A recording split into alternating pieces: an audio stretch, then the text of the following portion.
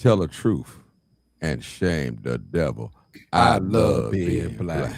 All right, people, this is live, uncut, unedited. This is where we tell the truth and shame the devil. You got your boy Martin G, aka the crime chaser, but I just renamed myself the mediator. That's what I'm doing, mediating something right tonight. So we got Chicago Flip Red. I will call her the director, the CEO, who started, the founder, and she wants to come on here tonight and tell the truth. She gave me a call today, and I did not refuse it. I didn't hesitate.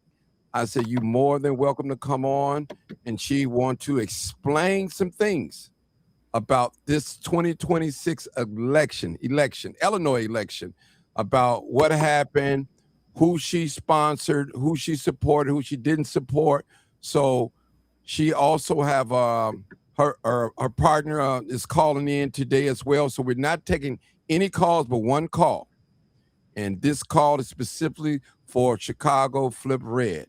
That's what we want to do it. We're gonna keep it moving and let us speak a truth and things like that. You're more than welcome to comment in the comment section. That's okay.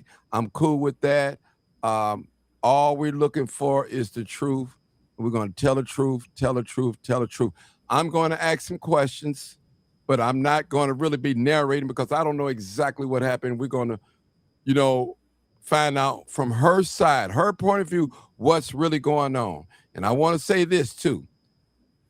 I don't want us to split the vote. And listen, I love Chicago Red, Flip Red. I love it. So we just keep that in mind, though. You know, sometimes, but the truth have to come out. And I think for a future reference, Zoe, I think we should have these type of things probably on Zoom or something, imposing the public for future now. But we can do it this way too. Sometimes we just need to get it out. Get it out. It's just my opinion. Just my opinion. That's it. So Well, yeah, we can just get it should have been a Zoom. Any other, right.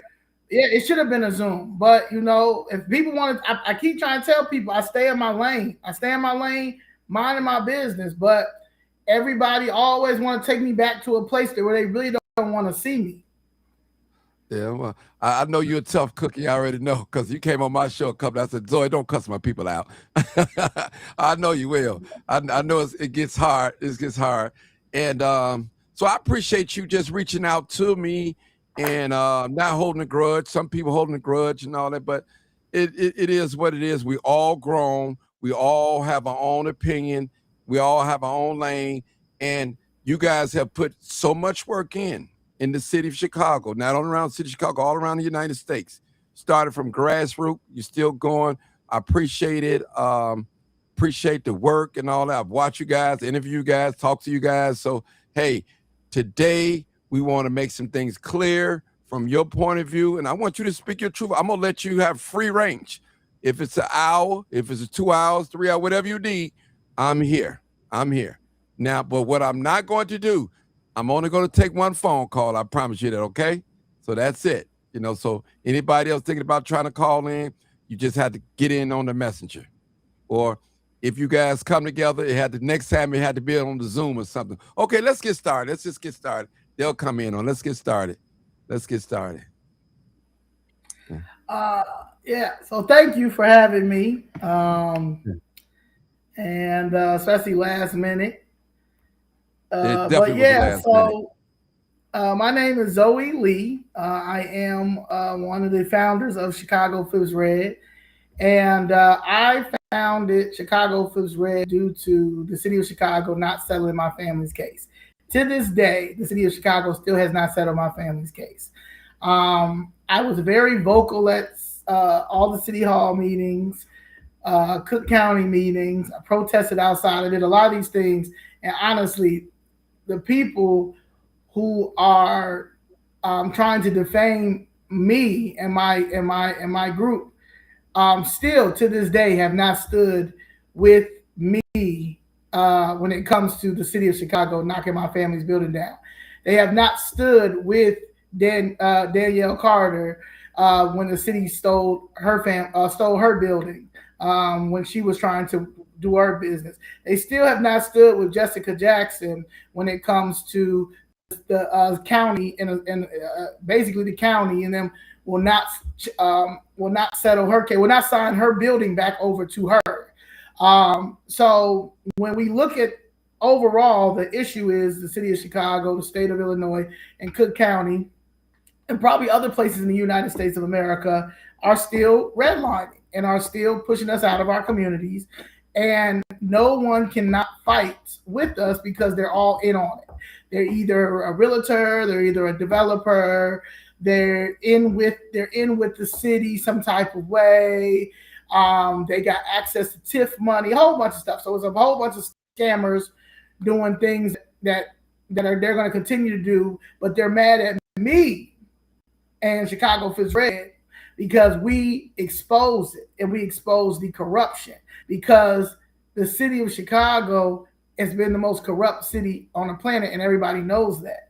Now, I never have ever been in politics ever in my life. Never was interested. I'm an entrepreneur. I'm a hustler. All I care about is making sure that my businesses do what they need to do. I have money in my pocket, and I can make sure I can take care of my mother. And this city has made sure to take everything away from us, and don't think that I'm going to fight. So like Ms. Jackson says all the time, it was before the t-shirts, and it really was. This is personal to me. It's going to continue to be personal to me until this city settle my family's case.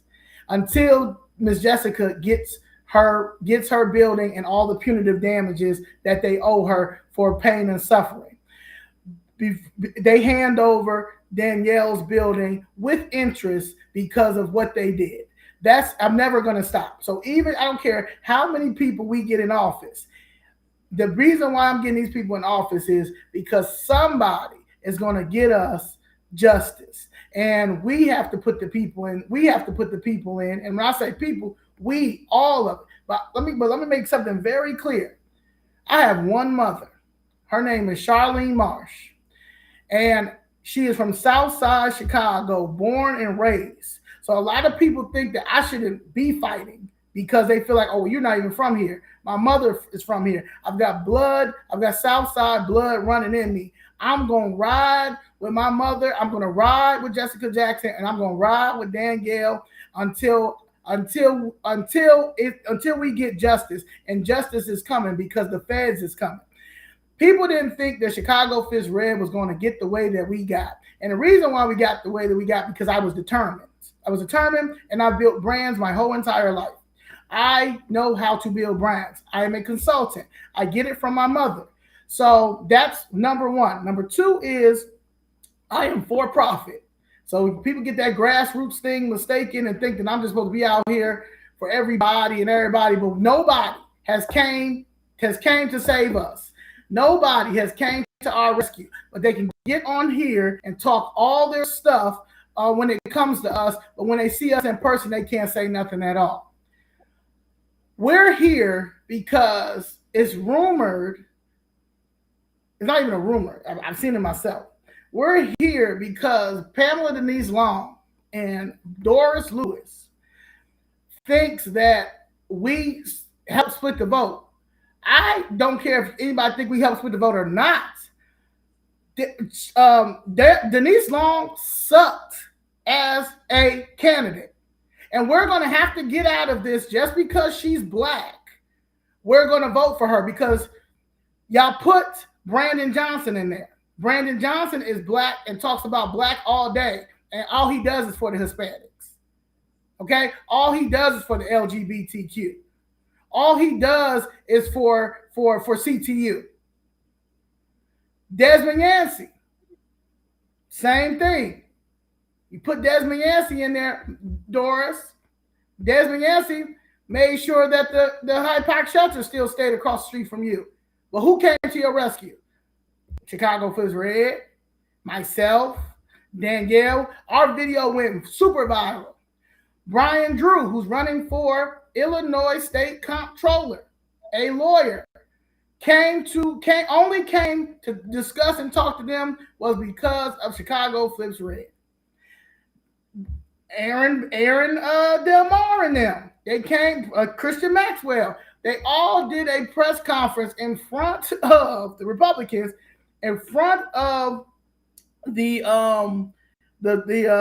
shelter, and I didn't see Doris Lewis there or U.S. Senator candidate Pamela Denise Long. I didn't see U.S. candidate Pamela Denise Long at any of our press conferences. We've had plenty of press conferences about our housing. I didn't see Dr. Pamela Denise Long at my press conference I had right out on the land on 7954, 7958 South Halsted that we still have. I didn't see her there at all. But you know who did come? And I don't even care for her either. P. Ray. So Dr. Long, I don't know where she came from. And Dr. Long didn't want to win, because if she wanted to win, she would have been everywhere with Chicago Flips Red, just like all of these other candidates were. We have something that's conservative and we have something at Trump Tower is going on our 9th month. It's called Conservative and Cocktails.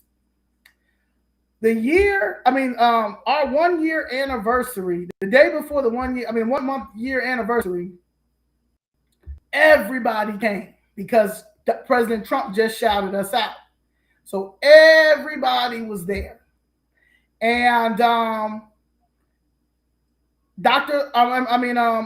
Doris Lewis came. Doris Lewis came. A few other people came as well. Doris Lewis came and she saw the potential. She saw all them people. It was over 200 people there. She came to me and asked me, could I go upstairs and print out Denise Long's petitions? I stopped talking to everybody because everybody was coming to us, and I had to leave Danielle there to talk to everybody to go upstairs and print out her petitions. I printed out about 10 to 15 petitions. They all were signed.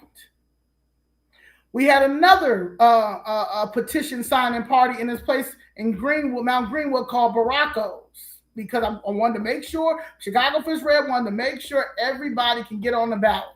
She did not show up to that. And her petitions was there. P-Ray petitions was there. I didn't say, nah, get them up out of here.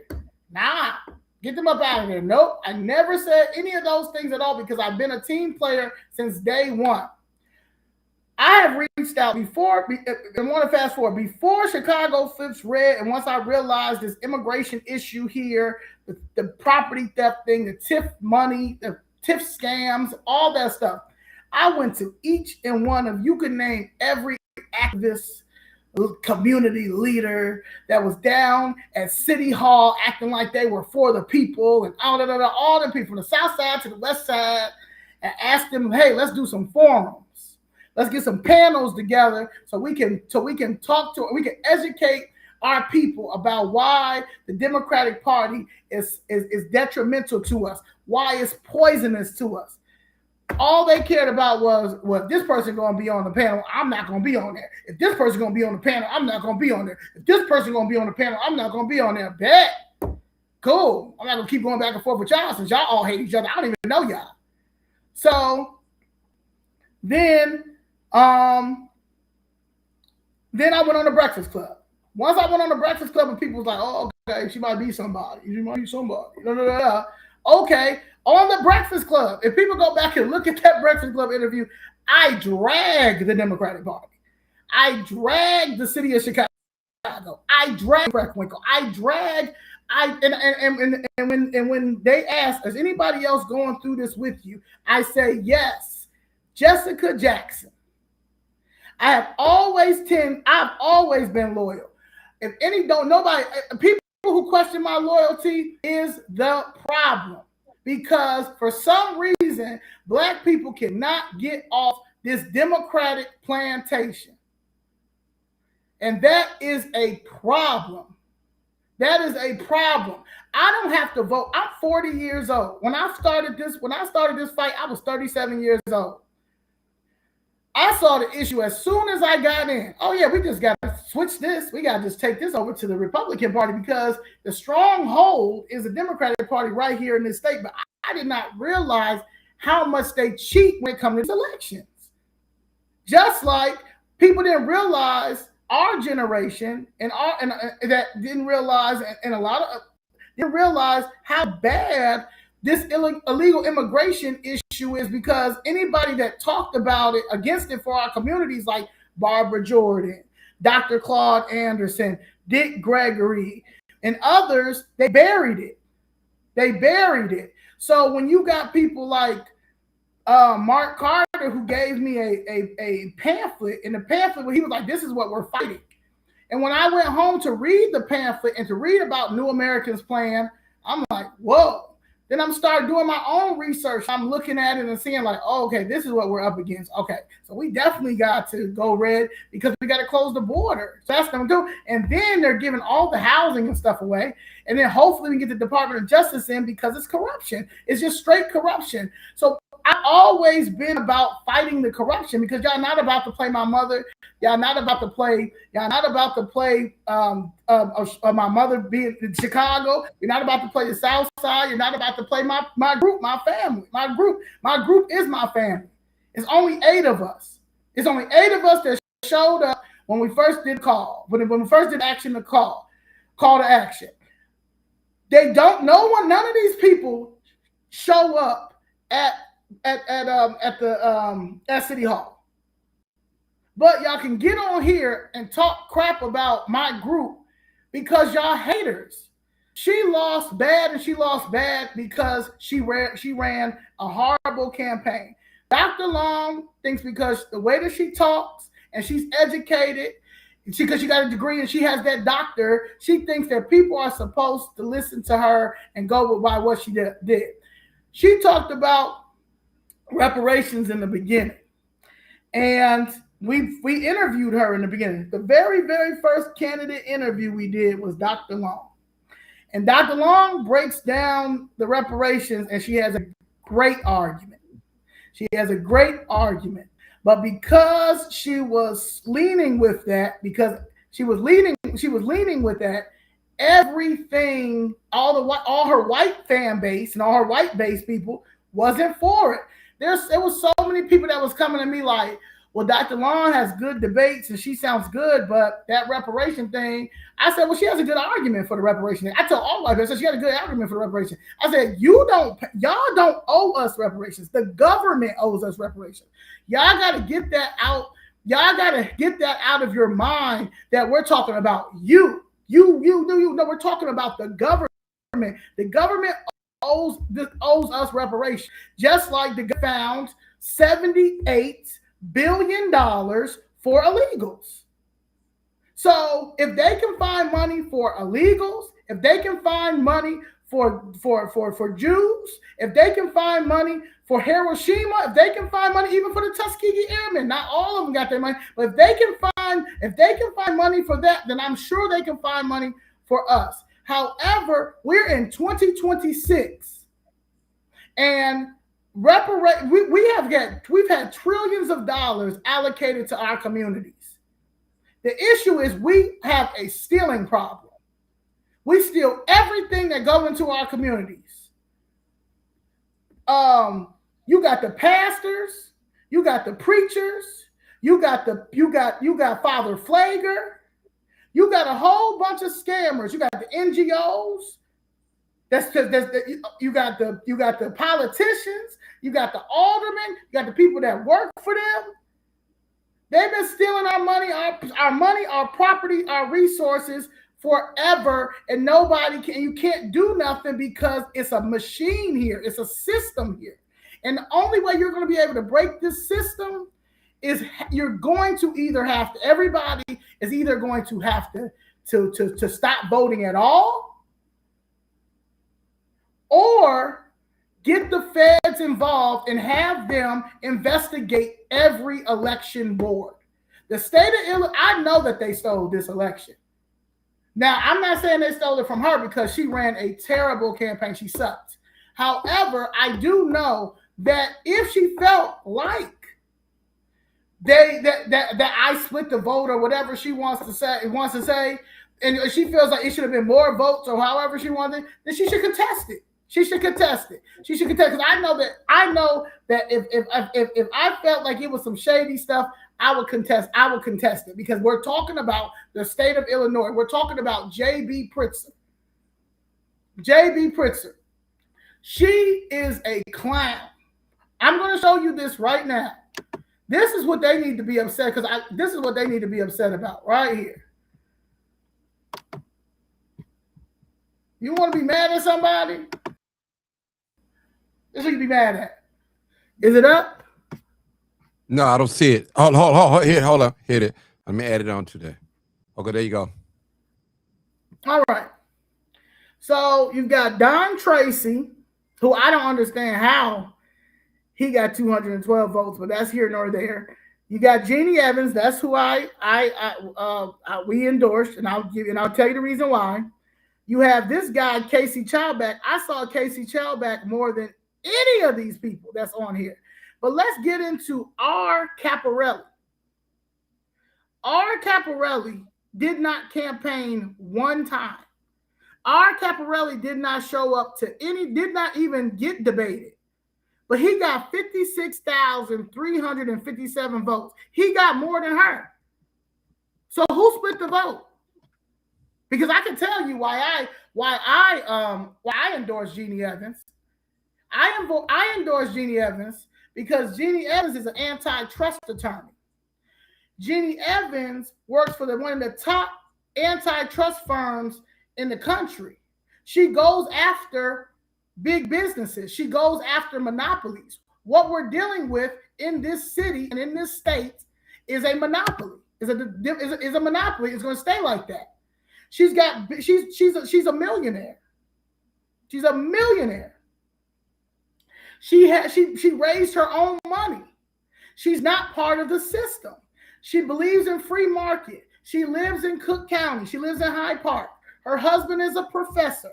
Her kids attended CPS schools, and so she understands the detriment of these schools because the education system is the problem. The education system that we have in this city is the problem. Ain't nobody gonna get nowhere if that's the problem. You've got people who are so caught up because, like, even what I just saw with that LGBTQ stuff, black people need that. Black people got to stop with that. I don't never lead with my sexual orientation. I don't never bring up my sexual orientation. I just said the city of Chicago stole my mother's money. They knocked down her building and will not compensate her. Where does the LGBTQ come with that?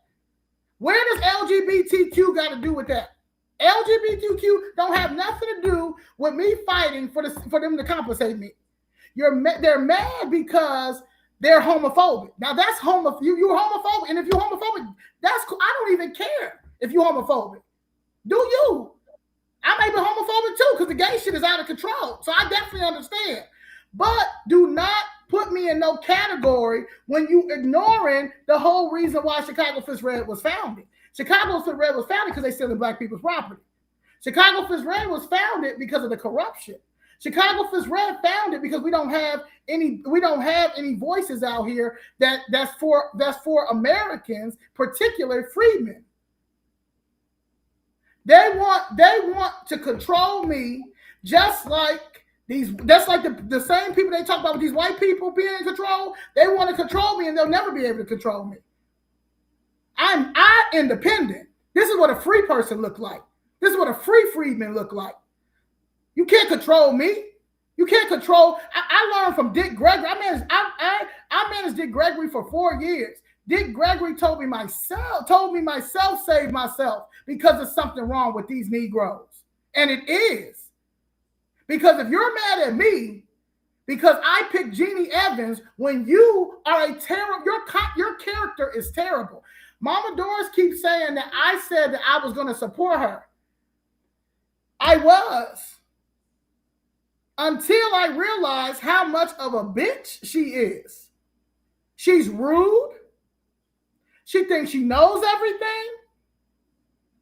She never came to any of we had so many events. She never showed up to any of my events. Never. How are you supposed to be a public servant and you don't come to nothing? Don't come to nothing for Chicago Fifth Red. How? She lost because she ran a terrible campaign, and then let's get into how much money that she raised. Let's talk about it. Let's look at all this money. Let's see how much money she raised. Because everything, all this, you guys can all see this yourself. Let's see.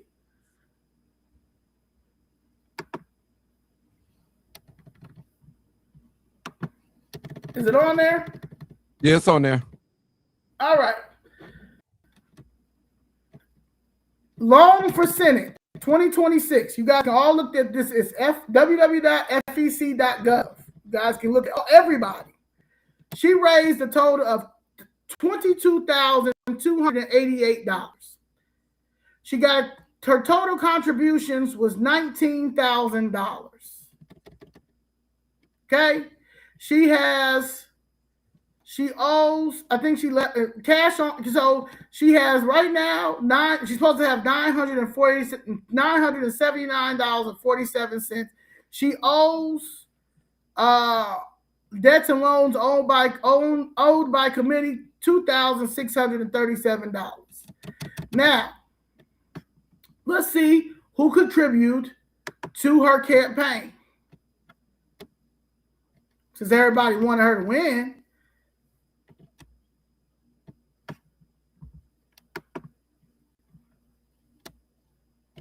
All right. We can start right here with the main person who is out here texting people, telling them not to support me in Chicago Fifth Red. Miss Doris Lewis. Okay, so her last receipt, $26.35.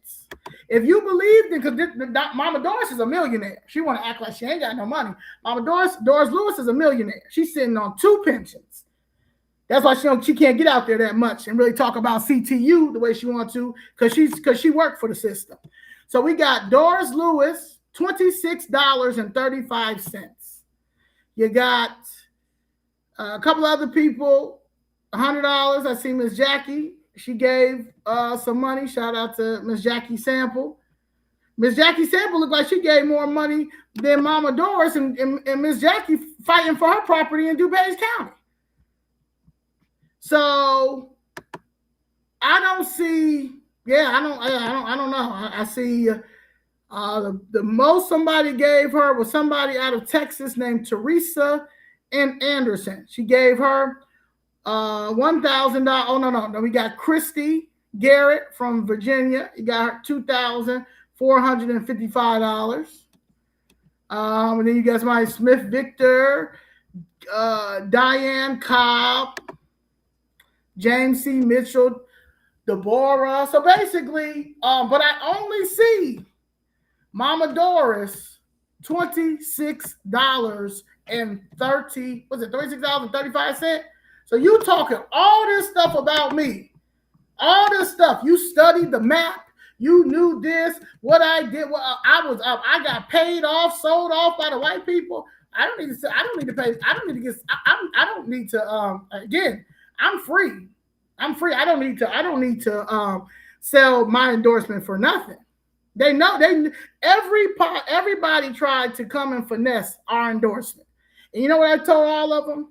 How do y'all think that I'm supposed to really push? I mean, how do you think that I'm supposed to just say yeah without researching y'all? Especially when I know that y'all don't even care that I'm homeless. Y'all don't even care that my mother sleeping on the couch. Mama Doris ain't one time say, "Hey, Zoe, you can come stay with me for a couple of weeks." None of that. None of that at all. But y'all are on this internet talking big stuff about us. Like, that's crazy to me. How are you going around? Doris Lewis is going around texting people. This you 80 years old, ma'am. That's the last thing on your mind is to make sure that nobody don't what's it called? Nobody don't support us because I'm the new NAACP because we didn't support Dr. Long.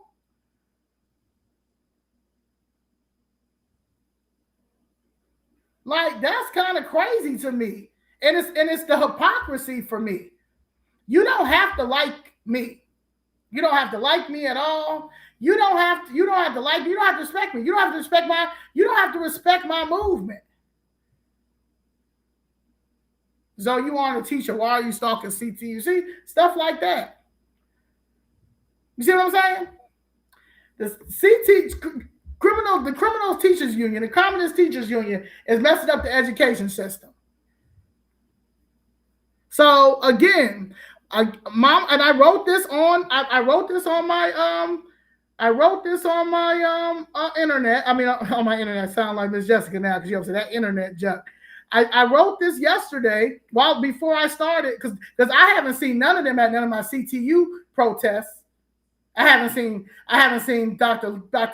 Long at my CTU. I've been protesting CTU since January 5th. Yeah.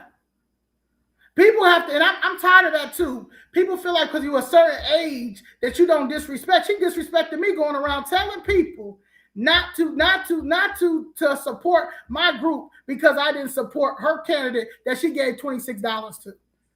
If you really believed in her, you would have gave her more than $26. You gave her a place to stay a couple of times when she would come into town, but she never campaigned.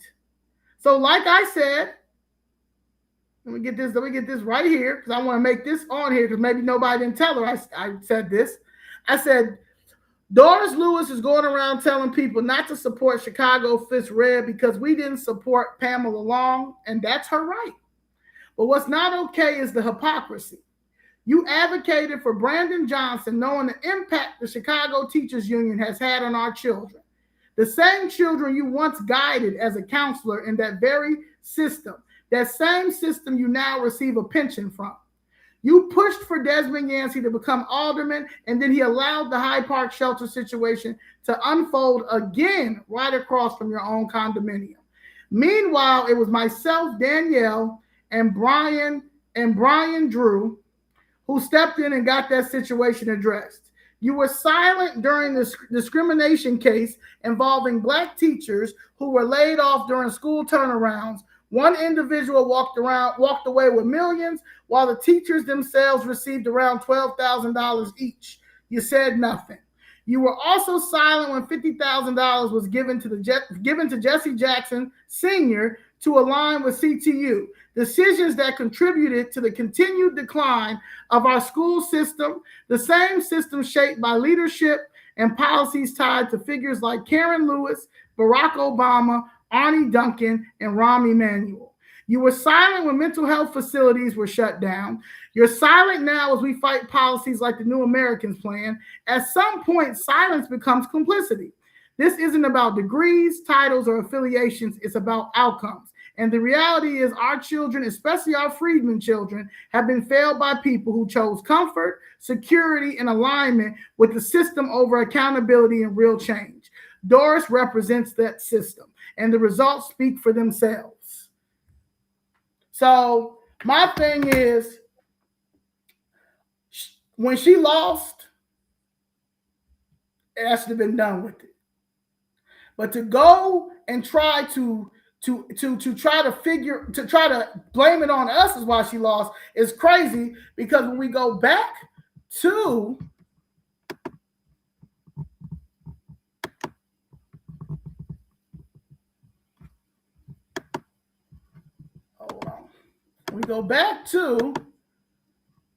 this, she should be mad at this man, R. Caparelli, who I don't even know how he got on the ballot with just one letter for his name. He got 56,357 votes. Now, them votes could have went to you, but it probably would have went to Jenny Evans, because Jenny Evans are the problem.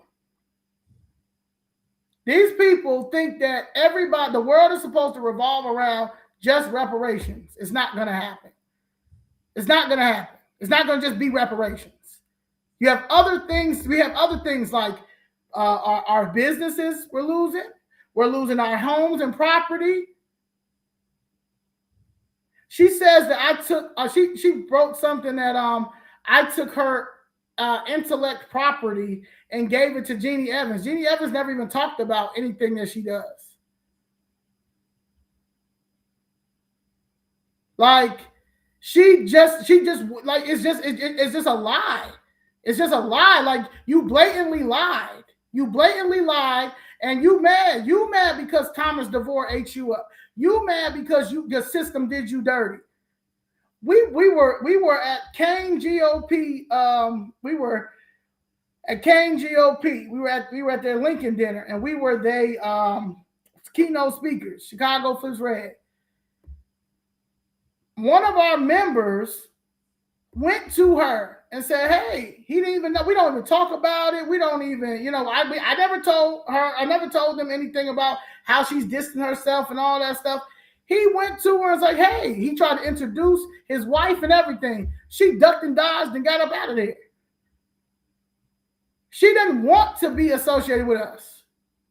And then the last thing she did, she didn't want to be associated with us. And the reason why she didn't want to be associated with us, because we ghetto, we provocateurs, we this, we that. I'm going to tell you, when we got attacked in that library on King Drive, none of these people came to our rescue. None of them. None of us stood with us. None of them went to court with us or anything. None of them. Mr. Blakemore. None of these people stood with us or anything when that man put his hands, when his man put his hands on us. But that was fine. Everybody stayed away from it, and it was cool. It was cool. We did what we had to do. People don't like that I cursed Jesse Jackson out. People hate that I protested Rainbow Push.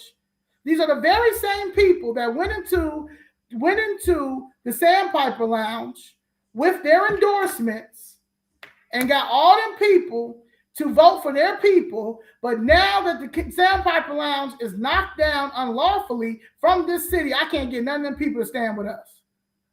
But nobody wants to discuss that. They always want to just discuss the disrespect. What about the disrespect with me? I'm supposed to eat it because I'm gay. I'm supposed to eat it. I'm supposed to eat it because I'm trying, because y'all think I'm hijacking the agenda because y'all retarded. Y'all the ones who got these weird conspiracy theories. It's real simple, Mr. Johnson. It's very simple. The city of Chicago knocked down my family's building. Violation of the Fifth Amendment. My mother has been fighting this city since 2017. It's going on 10 years. 10 years. I never thought I would be getting into politics, but now that I'm here, nobody's going to tell me how to run my group. Just like I don't go on anybody, I don't tell nobody else how to run theirs. I have my freedmen, people that I trust. Shout out to Roz, shout out to Leslie, shout out to Kelly, shout out to Consuelo. I have my reparation people that I trust with the help of Miss Jackson, who is my advisor for my group. I don't need to get I'm good. I know exactly what we need and how we need to do it and how and what we need to do. And less is more. The issue is people want to hijack my stuff, want to tell me how to do my stuff, because for some reason they just cannot get over my sexual orientation. And it's to the point that it's getting sickening. It's getting kind of weird. It's getting like a little obsession. And that's just what it is. American lady, I don't give a fuck about you. And that's what they need to understand. You don't represent me, and I don't represent you. Let me tell you, that's another thing. We don't come out here saying we represent freedmen. I'm freedmen. Danielle is Freeman, Miss Jessica Freeman. We represent us and our group and what we're going to do in our family and our supporters. We don't go chasing nobody. And that's what they're mad at too. I don't even know who this person is, nor do I care. I didn't tell you to follow me. I didn't tell you to reach out to me, just like I didn't have to support Dr. Long. I could vote for whoever I want to vote for. I could have voted for whoever I wanted for to. I could endorse whoever I want to endorse. I'm grown. And she don't move me. She don't move me at all. I don't care what doctorate she has. Care about any of those things. If it's 1.9 million Black Americans in Illinois, right? Freemen or Black people in Illinois, whatever they want to say, right? If there's a 1.9 million people, then why did she lose her own county that she from, Madison County? She lost her own county. She lost all the counties. She lost all the counties, and the person who's out here trying to shame my group gave her $27, almost $27. Almost $27, and Mama Doris, when all the illegals came and she couldn't take it anymore, she was able to go to the Gulf of Mississippi or wherever she said and buy a house. How everybody else can. Everybody else can. Nobody else didn't. No, everybody else didn't just get up and just leave because they couldn't take the illegals. We had to stay here for it.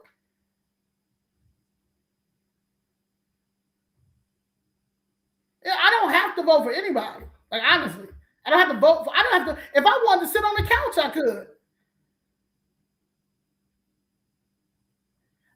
Everybody that we endorsed, we said, like, these are who we think that should be in, because I did my research, I vetted, I did all that. But you guys can vote for whoever you want to, just like Miss Jessica. Miss Jessica endorsed Dr. Long, and we still put it on the page. She didn't want the endorsement from Miss Jessica because Miss Jessica said Christian Maxwell name too. I think people think that I'm supposed to be like I'm supposed to. I think people think that I'm waiting for someone to accept me. I'm not. I'm my own Republican Party.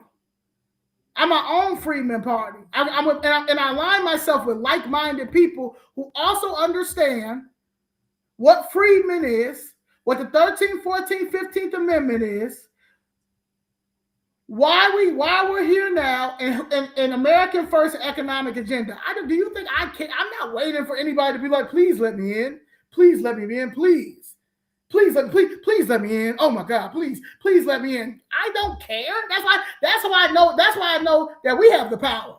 Because if Chicago Fist Red bother y'all that much, and we don't come in there, we don't bother none of y'all, then I know that honestly, that it's a mental illness. It's a mental illness, and I hope you get the proper help to help you, because nobody should be that upset at this group that is not asking to be accepted anywhere. I protested outside for 17 weeks without none of these people.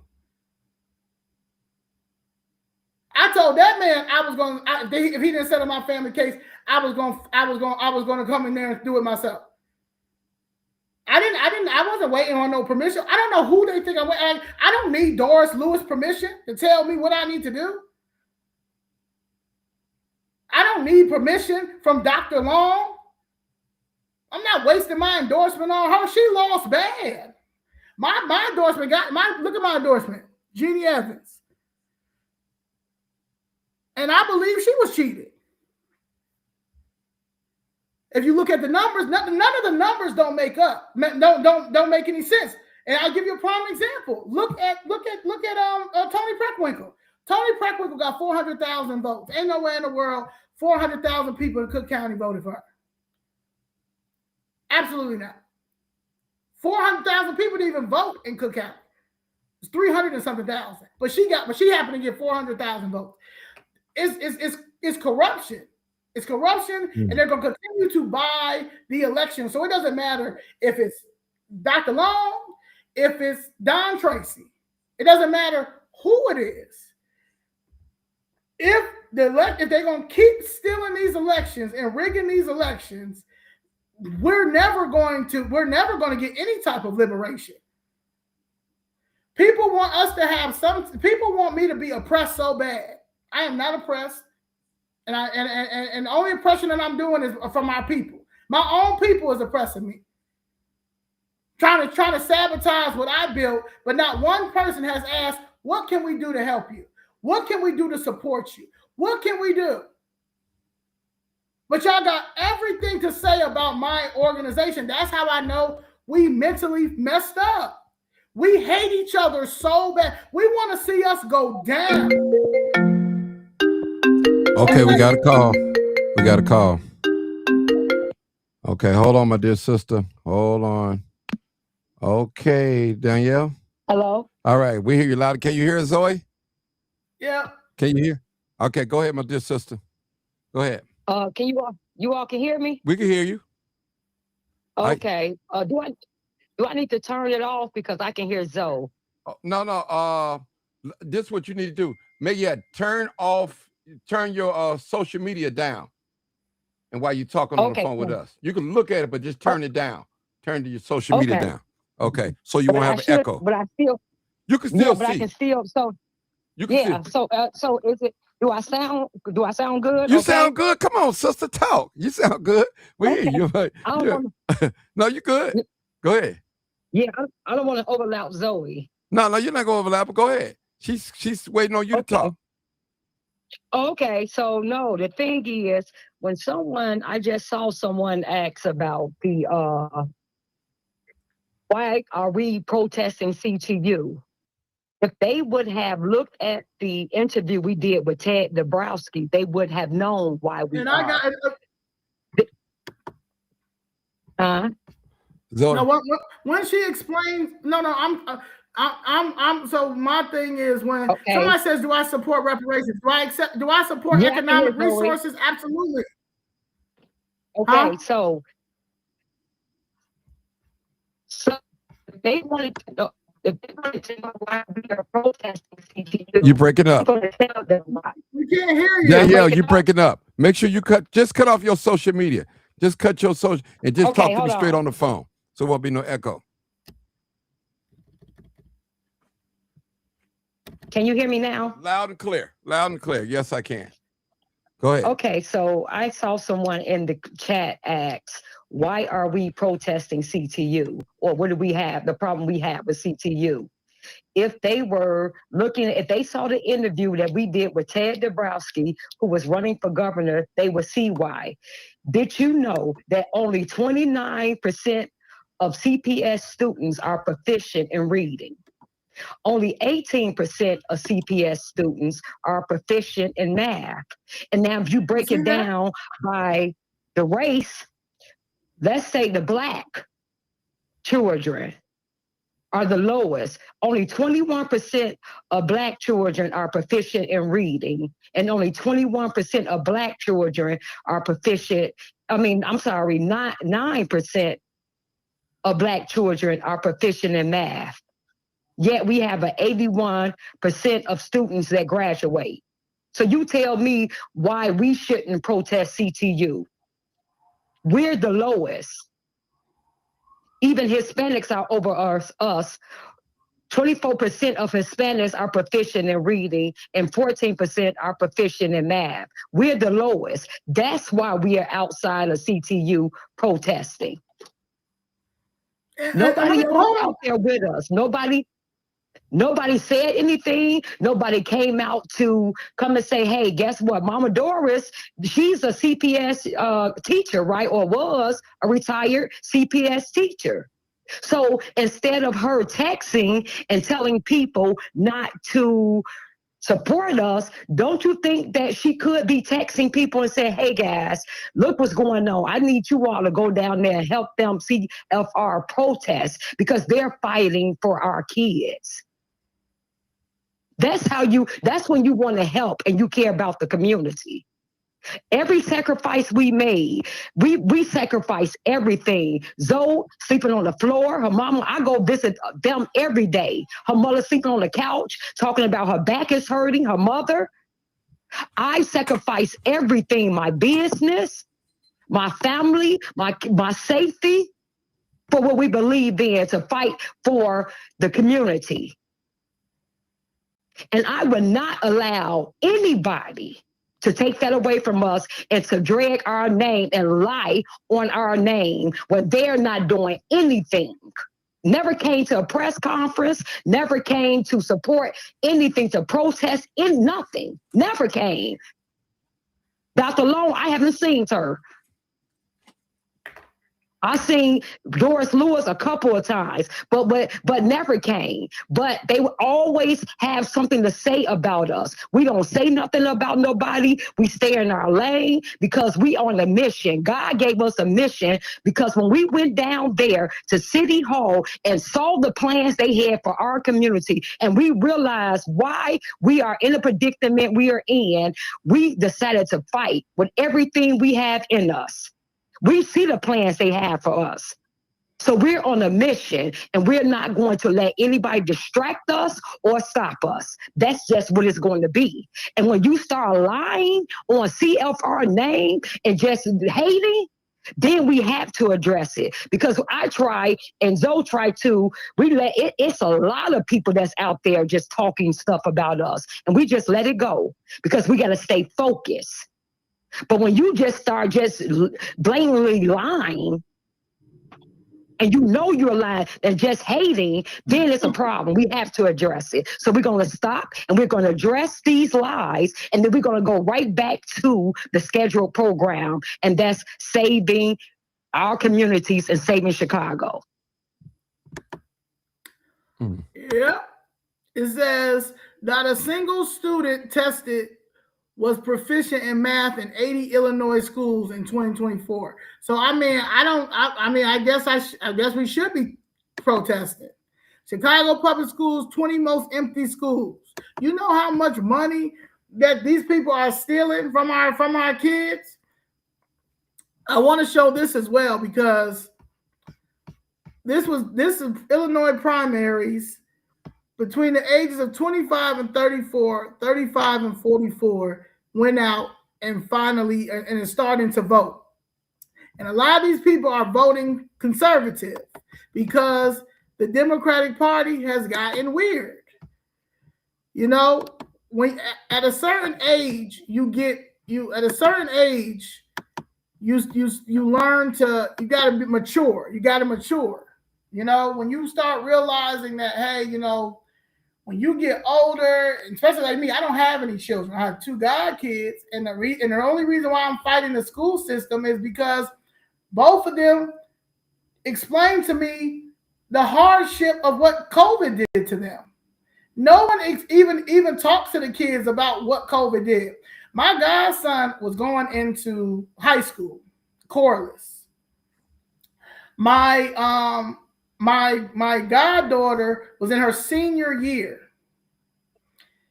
She got her grades up because she was failing, but she got her grades up because of this, because she was graduating. She missed her senior prom. She missed her graduation. My godson missed his 8th grade graduation. The next year, she ended up getting pregnant. Imagine you get your grades up because you finally ready to get out here. She told me I'm going to go to nursing school, all this stuff, and then this COVID scam hit. The same situation that happened with my godson. I was living in Atlanta, so my godson came to visit me, and he stayed with me like for 6 months because of virtual learning. And we would sit at the table, and he would tell me like, "Yeah, Ma, I know I'm a fail." He said, "But I got a plan." He said, "I'm gonna go to the service." I said, "Once I graduate, I'm gonna go to the service." And right now he's stationed in San Diego.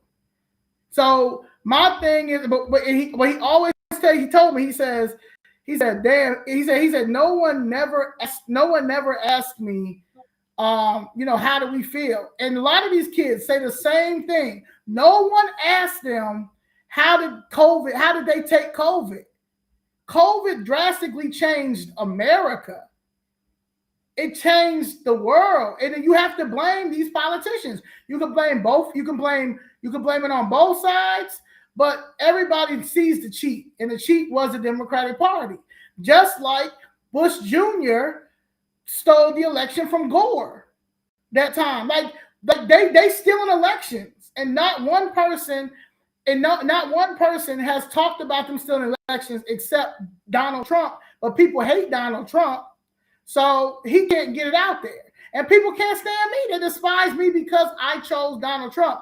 But I chose Donald Trump because as much as people think that Donald Trump is this terrible person, if you look at everything that he's been warning us about, everything is coming true. He warned us. He tried to put the wall up in 2016. They thought he was crazy. Oh, he crazy. Everybody thought he was crazy. Next thing you know, 2021, 77 million people. What is that? Danielle, you got to turn it down. Be an echo. Okay. All right. Okay. All right. 70. Because I can't hardly hear. You can't hardly hear? Okay, hold on. Let me put I can't hear Zoe. Okay, I can't hear Zoe. Let me make it where you can hear it. Okay. I just put it on the mic. Go ahead, start talking, Zoe. Start talking? Yeah, go ahead. Okay, I can hear her. Yeah. 77 million illegals came over here in 2021 and tried to wipe us out. They still trying to wipe us out with whatever this agenda is. 2020, he said Fulton County stole that election. Everybody thought he was crazy. Tried to lock him up, all that election fraud. They got a lady named Tina Peters. She's a clerk. They locked her up. She's still in Colorado. Free Tina Peters because she saw them cheating. And then here we go to 2016 Illinois primaries. And these people are cheating, blatantly cheating. You see the numbers that don't even add up. Like I said, Cook County, you look at Cook County numbers, none of them add up.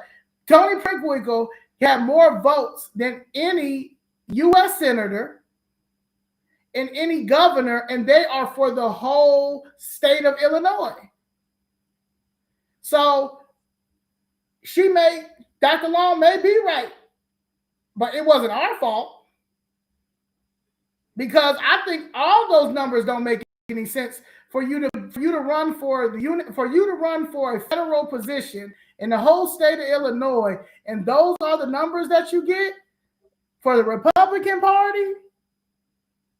Even Juliana Stratton and them, those numbers make no sense. It does not make any sense how Tony Preckwinkle was able to get 400,000 votes. It doesn't make any sense.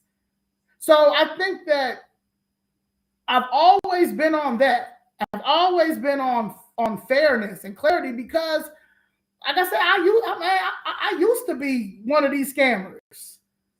I see the plays. I see how they're stealing. I see it all.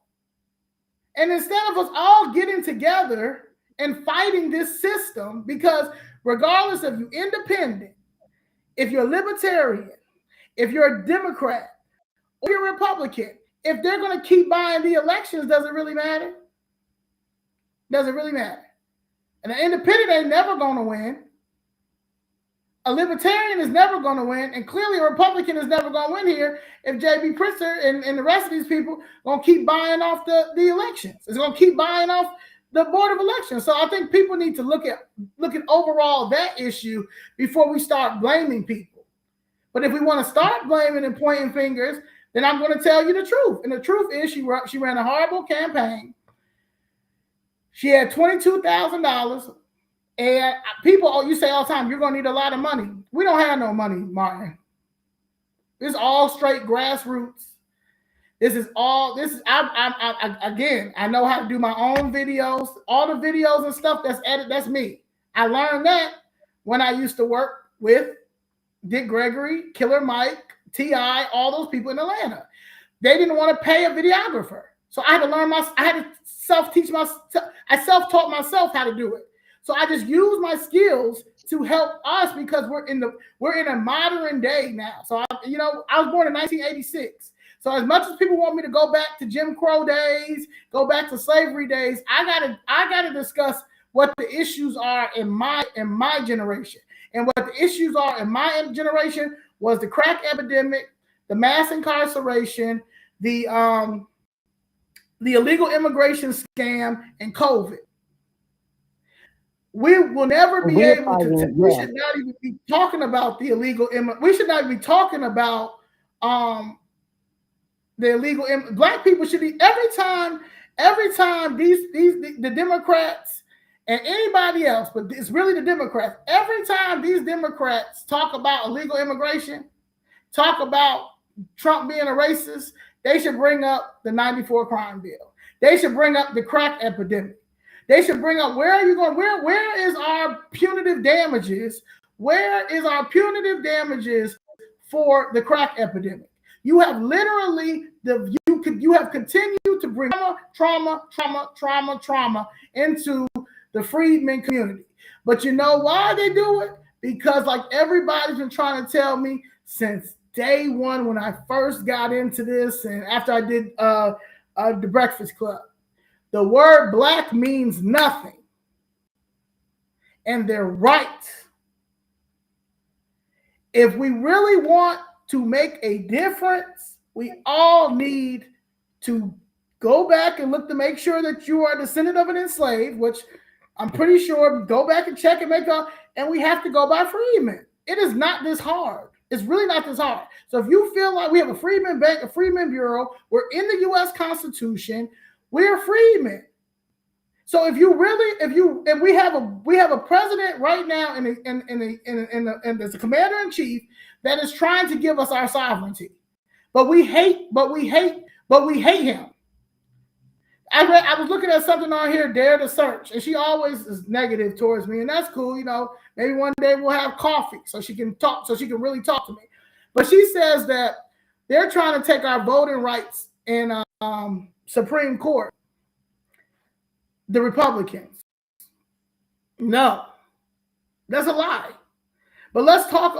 Maybe she heard that. But whoever told you that, they're lying. Now, what we are dealing with in Supreme Court, that every freedman, every person that is our ally, every true Republican, every true person that understands all of the hurt that illegal immigration has done to the Black American community, to the freedmen community, should be talking about the ending of the Birthright Citizenship Act. Donald Trump has been saying that is for the slave babies, the freedmen. And they're trying to use that to say that illegals can come over here, and as soon as they have a baby, you have to automatically make them citizenship. Everybody gets citizenship. A scam. And they're trying to use our rights, our 13th, 14th, and 15th Amendment rights for that. And I went down last year. Me, Danielle, the rest of our group, DMV Freedmen, shout out to Ms. Leslie, shout out to Ross, shout out to Kelly. When we were at we were at protest, we went to SCOTUS. And we went because we were in support of what President Trump was doing. Nobody came. I had a Freedmen homecoming, called Freedmen Homecoming. No one came. They didn't come. All these people that talk all this crap about me not being true to us, nobody came. I'm about to show you these pictures real quick, just to show you nobody came. And I'm out there fighting for us, and y'all had an issue with everything that we do. We had a whole homecoming, and nobody didn't come from here. Any of these people that's talking crap didn't come. Just like they haven't showed just like they haven't showed up Yeah. anywhere else when it's time to, when we Let me need them see. to. So that's why we are saying we are done with all of this. We are going to stay on the mission that God gave us, and that's to I save just sent you. You got the us, picture? save Chicago, save our community. That's the mission He gave us. And every day we are not planning anything. We are being guided. We know what our mission is, and we know this is just a bunch of distractions. And this is how infiltration looks like. Whenever you have people or a movement that's getting ready to be successful and help our communities to finally get what we need, then you're going to have people coming in Like this Dr. person right Long. here, People who's an coming in. idiot, is always talking about Project 2025 don't have nothing to do with the New Americans plan and how Right, they're well- replacing your slow self. Right. Did you know? Now, that's Exactly. a retard. So Every time I come you're on gonna here, have she's one of the reasons why I don't come on, because she's a retard. That's a retard right there. They're the church. it's us. It's not nobody else. It's us sabotaging us, because this is what happens. This is what it look like. Why would everything that we're doing, the movement, what we are doing, the change that we are making, we are educating our people, we are shining the light on corruption, we are showing how much money the Brandon Johnson administration stole from us, how much they gave to illegal aliens. We're showing everything. And not only that, we have boots on the ground. We're outside every day. I don't even take clients no more, especially new clients, to do this work, because I believe in this, and it's a sacrifice, and it must be done to save us. And then you got people who would say, go online and your channel and YouTube and X Spaces and try to tear us down. That right there is hateful. That's hate right there to the fullest degree. And that needs to be addressed, because right now, let me just say this. Right now, this is why we are fighting. DMG, MORI expansion, jobs and training at Daly College. The global manufacturing company, DMG Mori, is investing over $40.5 million to expand operations in Chicago, creating 74 new full-time jobs in advanced manufacturing, engineering, maintenance, and administration roles through a partnership with City Colleges of Chicago training programs, will be offered to Richard J. campus, where the student population is over 75% Hispanic. This means students will be receiving hands-on training in CNC machinery, robotics, welding, and advanced manufacturing technology. Graduates will have a direct pathway into high-paying technical and industrial careers. Students will have access to career track jobs, not just temporary work. Governor Pritzker highlighted the expansion of part of Illinois' broader economic development, strategizing for the pipeline workplace directly to create these jobs. Now we know that in 2023, Daly College housed a lot of illegal aliens. And now what they're doing is these illegal aliens that they house are now going to school, because we know Pritzker just signed the bill where illegal aliens can go to college on our dime. The HB 460 bill. So to expand college age to non-citizens. So now we're going to have these illegals at Daly College that's going to be trained for these jobs. And they're going to get the jobs. They're teaching them how to speak English. They're teaching them everything, how to take over the job market from us. That's what we're fighting. That's what we're like to. That's what we're bringing. That's our concerns. And we got to fight with this. We got to fight with our people. We got to fight with people like Doris Lewis and Dr. Long. We got all of these daggers coming at us. And all we are doing is trying to make sure we wake our people up to what's really going on. I just told you we was the lowest in the reading and the math. Our kids can't read, but yet they're trying to teach them. It doesn't really matter, because these people are you can learn your pronouns. It really don't matter, because these people slow. This like the American lady. She's certified slow because she thinking ADOS it means more than freedmen. That's how you know. Like we are so lost. Like we're so indoctrinated. Like it's sad. Is we're so indoctrinated, and we're going to continue to be indoctrinated because we hate each other so much. Trying to this person know this person, that person, da da da da. At the end of the day, like Miss Jessica always says, everybody got to get the 4. So Chicago Fifth Red is figuring out our way to get the 4 because again, like I said, we all have issues, right? We all have a problem. We're all fighting this government. We're all fighting the Cook County or the city of Chicago for our property compensation, something like that. So even if Chicago Fifth Red was to get dismantled tomorrow, we're still going to be out here because our cases are not solved. And I think that people don't get that part and don't understand that part. I'm going to be out here until they settle my family case. Like I said, I really don't want to run for office, but it's getting to the point that I may have to run for office. And I know I'll win. So I don't really care about that because I put the work in. My issue, my thing is we've got a corruption issue here. And if no one doesn't take on the corruption issue the way that we did, the way that we are, it's never going to end. Just like everybody hate Trump, they hate us. And they hate us because we are exposing what he's exposed for a long time. So people hate us because we're doing the same thing that he's doing. He's just doing it on a federal level, and we doing it on a city level.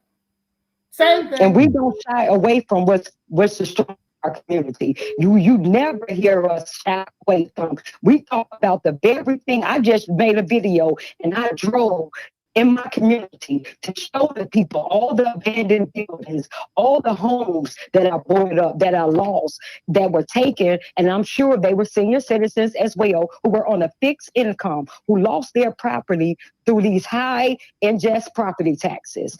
I just rolled through and showed them what our community looks like. But you have all of these signs saying, vote for me on these abandoned houses, abandoned buildings in our community, toe down businesses. But you see those signs, vote for me.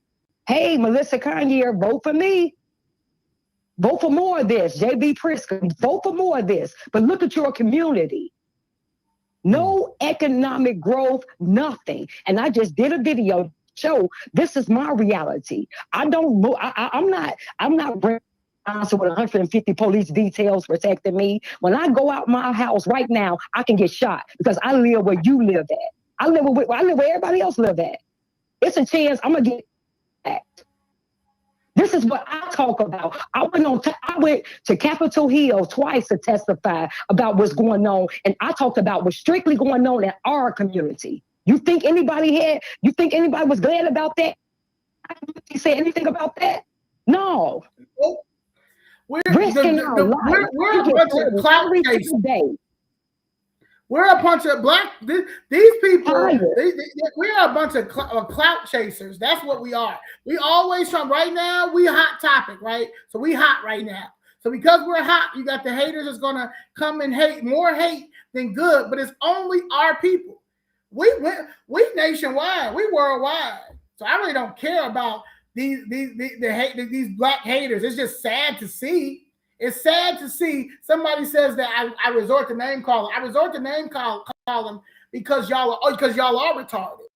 But all the policies that I bring up all the time, y'all don't see them policies because all y'all see is Orange Man bad, Donald Trump is a hater, all white men are bad, and that's just what it is. But you got all these racists. You got Governor J.B. Pritzker, who's a whole racist.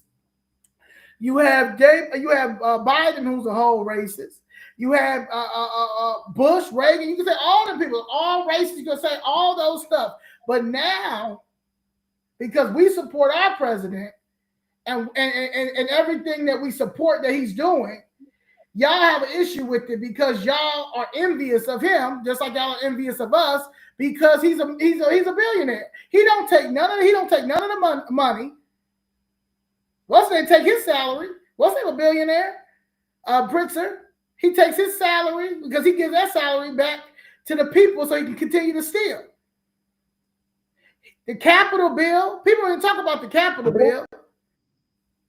You know how much money he stole from the Capitol bill? Because that was shut down. Like I mean, I've uncovered a lot of corruption, from the epidemiology money, from the TIF money, to the illegal immigration scam money. I have followed the money, and people always talk about Nick Shirley. I've been doing what Nick Shirley did. Exactly. So my thing is, people just mad because they work for that white man that they despise. They receive that pension from that system that they despise. So you got people who really gonna break the system with Donald Trump, and they don't want the system broken because they slaves to it. These are the real slaves. Anybody that got anything against Chicago Fifth Red is a slave to this system, is a slave to the white man, and they despise the white man. We free out here. We're going to continue to be free, and there's nothing that y'all can do about it. Kill me like y'all did like you did King. Kill me like you did Malcolm X. Kill me like you killed Kennedy. Anybody that want to get us through, get us to liberation, it's always us that stop us. So at the end of the day, is it me or is it y'all? I'm gonna go with y'all, because again, y'all don't see why Chicago Fifth Red was founded. It was founded because I wasn't going. I wasn't gonna accept this is just how Chicago is. This is just how Chicago is. They just gonna continue to be racist. I don't want to hear that Doris with that. This is a system and it's oppression and it's a racist. Was it racist that you going around telling people don't support CFR? Was it right? Was it right. Is it a system? Right. Is a system that told you not to support us because we didn't support Pamela Denise Long? That's the system that you're telling me that I need to. And we look at character. Is that the oppression that I'm fighting? Because that's a little bit dictatorship. That's a little bit of oppression going around trying to throw shade at my name, texting everybody you 80 years old. You living in your last days, literally. And you're literally going around texting people, do not support Chicago Fifth Red. And then in another, if I would have went with her, if I would have said, I'm gonna go with Dr. Long. Because you're zero for 10 in politics. Brandon Johnson sucks. Paul Ballard sucks. Desmond Yancey sucks. I don't even know who else. I'd be scared to figure out whoever else you rooted for. Who you told people to. So yeah, you really, I really wasn't going. I really was hesitant when it came to any of your political picks. But I saw for myself how trash Dr. Long was. So but go back to saying now you see it. I don't care what people think about me. I don't care what people think about Chicago Fifth Red, because we got more love than hate. And the only people that's gonna continue to hate us is our people. And that's fine, that's cool, because we broke the democratic system.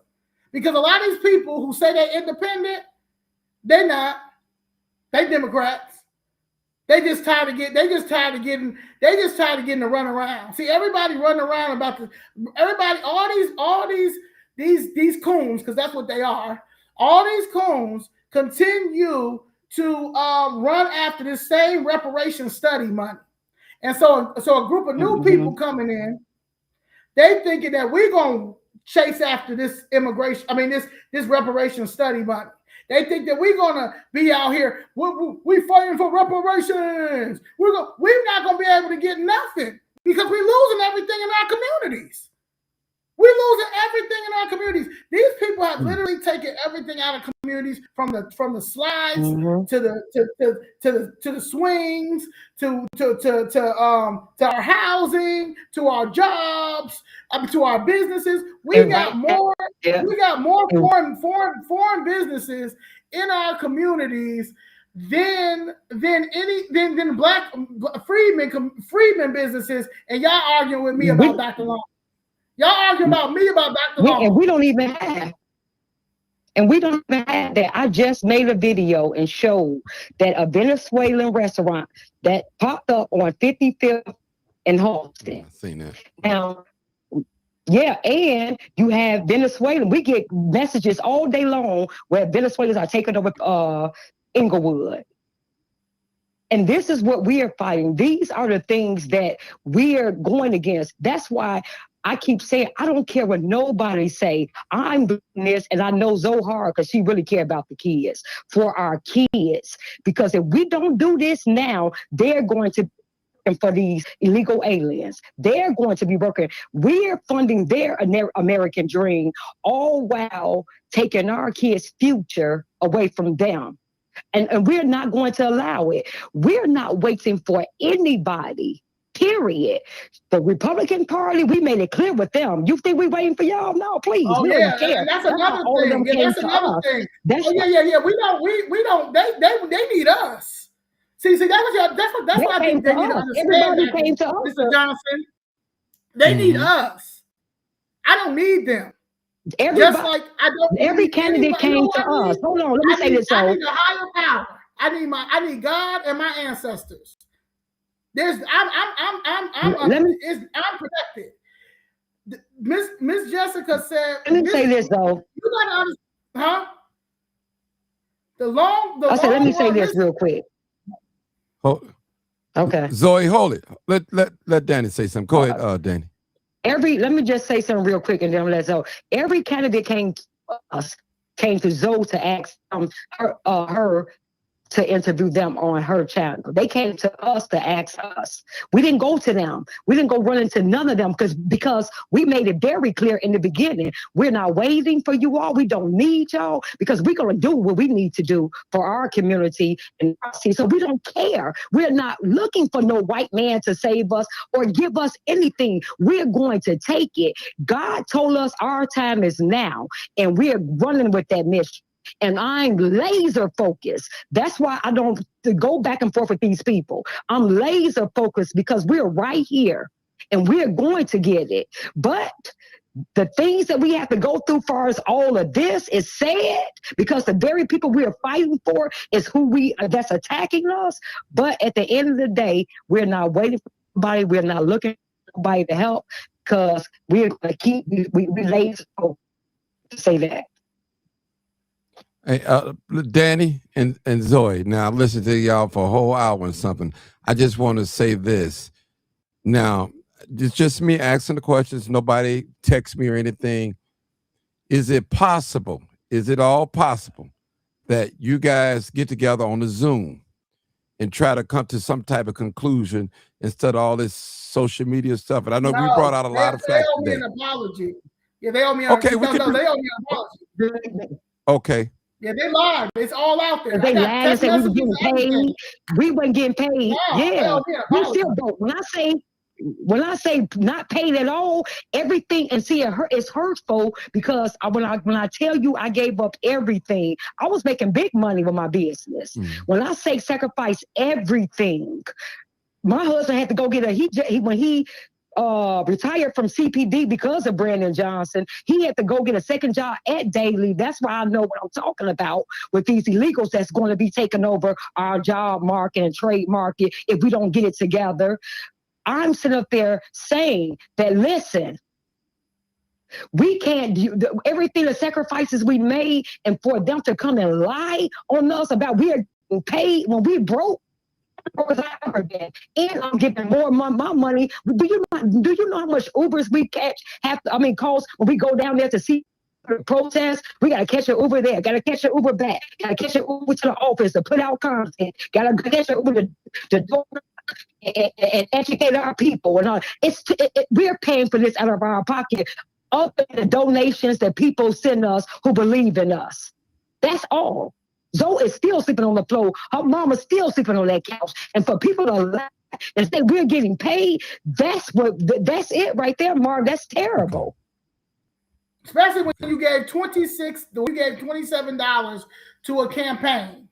You gave $27 to Pamela Denise Long's campaign. You got the nerve to say that we got paid? No, absolutely not. They owe an apology, and that's that. But I do want to make this very clear. We have a press conference coming up March 28th. That's counter the No Kings paid protests. Now they're getting paid. All these paid protests around here, they're getting paid. We're doing it at the FBI building, and it's the judges, because again, me and Miss Jessica have been in this for the long run. The first time I ever got in front of the judge, the federal judge at the Northern District, in the transcripts, Miss Jessica's name is in the transcripts because Miss Jessica came to watch me explain to the judge that they're stealing property. They're stealing Black people's property. They're stealing seniors' property. I said, and I turned around. I said, there's one right there, Miss Jessica. I did this November 1st, 23. We're going in April 2026, Mr. Johnson. Why would I ever go speak to them again without an apology when they just dragged my name over politics, when it ain't even about politics? It's about our survival, because if we don't flip red, we're done. Yeah. But Zoe, when you think, Danny, when you guys think that it'll split the vote, what you guys, you worked so hard to build what you guys got going on, and you wouldn't think it would have split the vote. I mean, even if you guys get on the Zoom, we're not supporting her. Now, what you mean? Why do we care? Okay, what I'm just saying, what do you mean, Martin? Okay, what I said, Republican. Okay, a lot of people like flip Chicago red. You know, they like that. But then, we got people that's caught up in personality. Well, I like Zoe. I like Mama Doris. So I'm going to, it's just, that's all I'm saying. But we're done with identity politics. Okay. She was not a good candidate. See, Martin, it's her character, it's your heart. See, you to be a servant, you gotta care about the people, and you gotta have a heart for the people, because that's all it's about. When you get in that role, how can you make the people lives better? And she didn't have that. She may have had anything that y'all might like, but she didn't have that. When God picked his leaders and his people, and he picked the ones that people never would think he would pick. Because their heart is right, and they have a heart for the people, and they're going to do right when they get in office. If you're terrible right now and you're not even in office, and we are trying to help you, and you are not speaking to us, you are not coming to support anything. If she would have came to any of those press conferences, don't you think that would have got her votes? Because people could have said, oh my God, Dr. Long is there. She's speaking up for the community. She's there. They can hear her speak. They can hear what she have to say. That could have got her more votes here. Every event we had, far as with the community, that shelter, she could have been to that press conference, spoke. She didn't do that. She didn't think it was important to show up to the community and address the community and let them see her. She didn't think it was. And they rejected her because of that. That don't have nothing to do with us. And it's more people. It's more people that said that. Go look at some of the comments under the video we did. People said, yeah, she was rude. She's a bitch. And she treats you like you're nothing. People can feel that. We know that. So we're not just going to put somebody in there because she's Black. No, I don't care if you're green. If you're for the people and your mission is what our mission is, and your agenda lines up with our agenda, then that's who we're going for. Because when you get in that Congress seat, that's what it comes down to, what you believe in. And if you're going to stand on that, and if you're going to fight for that. But if you're just doing that for selfish gain, we got too many of them doing that, who just getting in and they selfish and they don't care nothing about the community. We see it. It's over for that, Martin. It's over for that. Okay. Yeah. So that's why we didn't endorse her. It was her character. The split the vote. Yeah, the split the vote. I mean, it was 4 candidates. It was 4 candidates. So what? People voted for Cassie Chilbeck. I told you, 57, almost 60,000 people voted for a person who did not debate with anybody, any of these people. I never saw them. So she needs to be mad. Y'all need to be mad at that Mhm. person. Go find that person and say, well, how does he get 56,000 votes? Or y'all could do And she should have came out. what the same person should do. Contest it. Why? How did Mr. Johnson? How did 56,000 people vote for this one person who did not campaign one time, who did not debate one time? But it could have been his people. But it could have been his people. It could have been his people. But my thing is, just like Christian Maxwell, she's a married woman. I think she got 3 kids and a husband. Guess what Christian Maxwell did? She came out. She came out. She let people see her. She made sure that her presence was shown in the community. She would walk around with her kids, putting door tags on. See, it's your work ethic. She wanted to win. She knew what she had. She put in the work, and she didn't make excuses. She had a family. She got 3 kids and little kids. But she was out there. She made it to our event. She talked to people. She spoke with people. They heard her. They saw her. They said, oh, my God, I like her. You see what I'm saying? Where was she? Where was Dr. Long? Didn't nobody see her? She was born up in the car.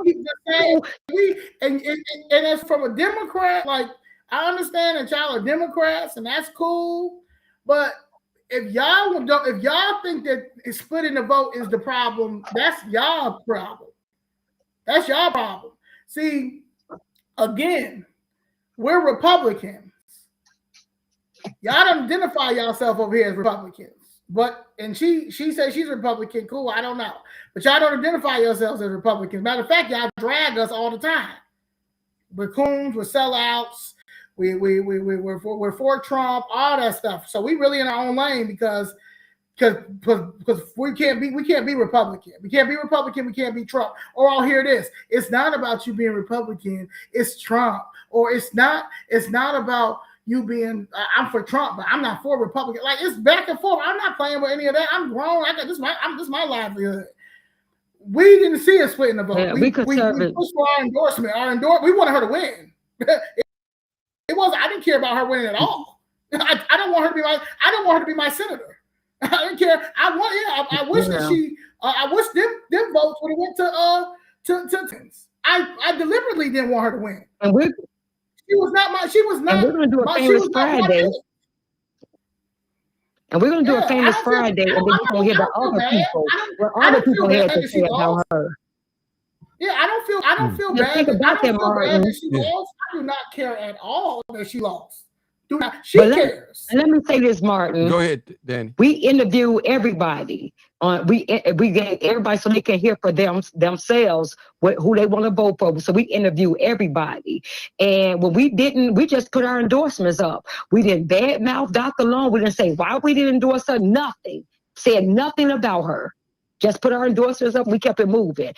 Then here come the attack. She started attacking, making space, making posts, X spaces, lives, posts about us. We left it alone. We didn't care. We wasn't going to, because we could have came out before her election and talked about her, how bad she was, and damaged it. We didn't do none of that. We kept it moving. We didn't say nothing until she started. But now, we didn't say nothing, but now when she's doing YouTube, going to all this, you see how bad on your show they just talked about us. When you're doing stuff like this, we have to now come out and say, we didn't even say anything about that lady. She would see us at places she wouldn't even speak to us. And that was okay. But the fact that now, and we could have said this before your election, if we really wanted to sabotage her, we could have pushed her. We didn't. We let the people decide who they wanted, and they rejected her because they know who she is, and more people know. You'll see, because people are saying this.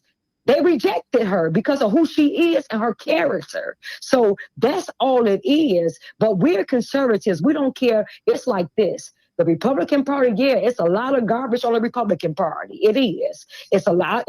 Now the Democrats is terrible. It's over for them.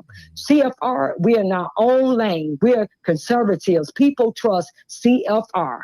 They may not trust the Republican Party. They may not trust the Democratic Party, but they trust the Republican Party. Just like Trump came in and he wasn't messing with he talked about the Republicans told who they were, talked about the Democrats, showed who they were, and he had MAGA. And the people voted for MAGA. The people trust CFR. So I'm not so far as, and she's not even, the way she's moving, the way she's acting, she a Democrat. That's who she is, because that's how they act over there.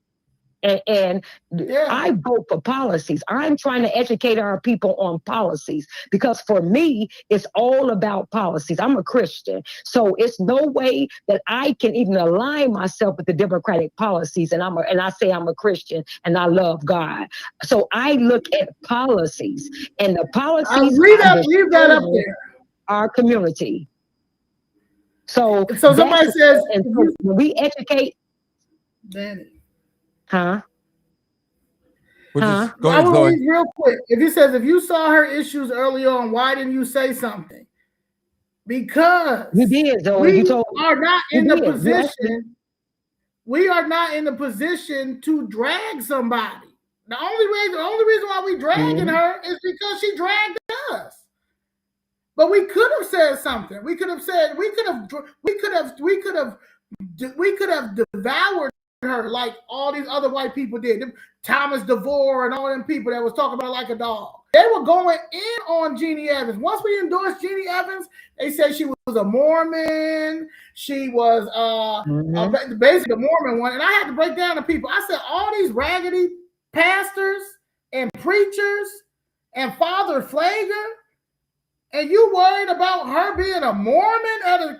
Because y'all say she a Mormon? Because y'all say she a Mormon? Like, y'all can't be for real. All these people was going, I never seen the cutthroat so much in politics. The way that we saw with these 2016 primaries, these 2026 primaries, they were going in on each other. Why would I do that to her? Why would I do that to her as a black person, as a freedman? Why would I do? Matter of fact, I did something that I didn't have to do. I put Miss Jessica on our page. You know how many followers we have? We put her on our page while she was going in on Brandon Johnson, and she said Dr. Long's name she endorsed and Christian Maxwell's name. I put it on all our social media platforms. I didn't have to do that because we can. She didn't even want that, and she didn't even appreciate that. She told, why did you? Because she didn't want, because the fact that Miss Jessica Jackson put her name with Christian Maxwell, who is also a black woman. So why are you with that? So in other words, don't mention her. You better just mention me. See what Christian Maxwell, like, oh my God, thank you, Miss Jackson. Thank you so much for even mentioning my name. But you see the entitlement, you see the difference. This is who she is. This is, and so yeah, nobody is going to put that. We want real change, Martin. We want real change here in Chicago and Illinois. This person it's this one's a over for retard us. too. You got a lot of retards that follow you, Martin. This one gonna say, but you're doing it now. And before the election, she lost.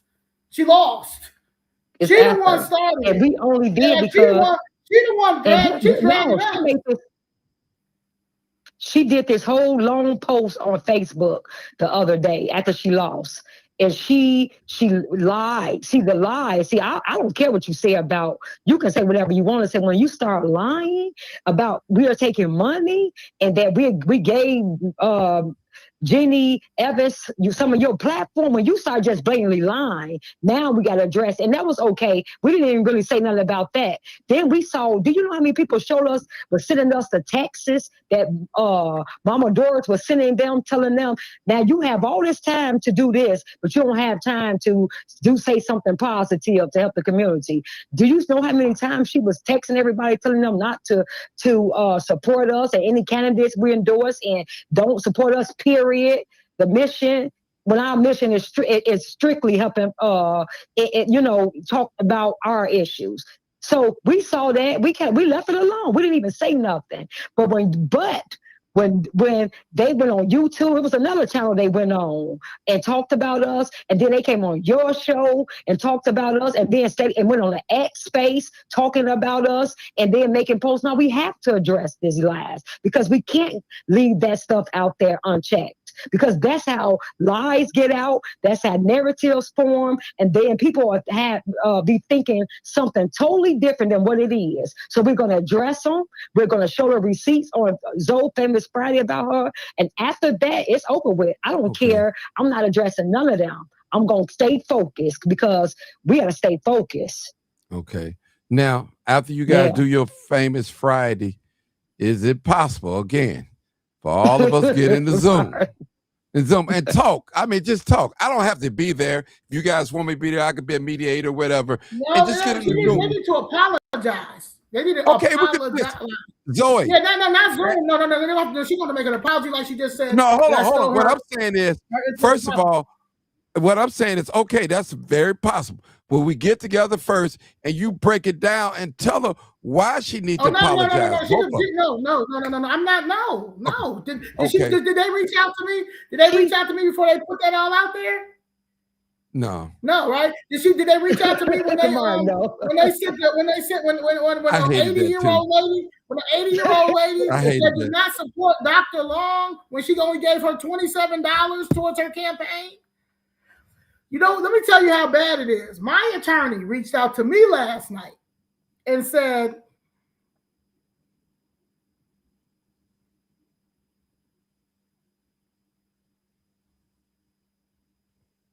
go ahead. She went silent. Yes, I'm looking at him. He says, do you want to sue Denise Long? Wow.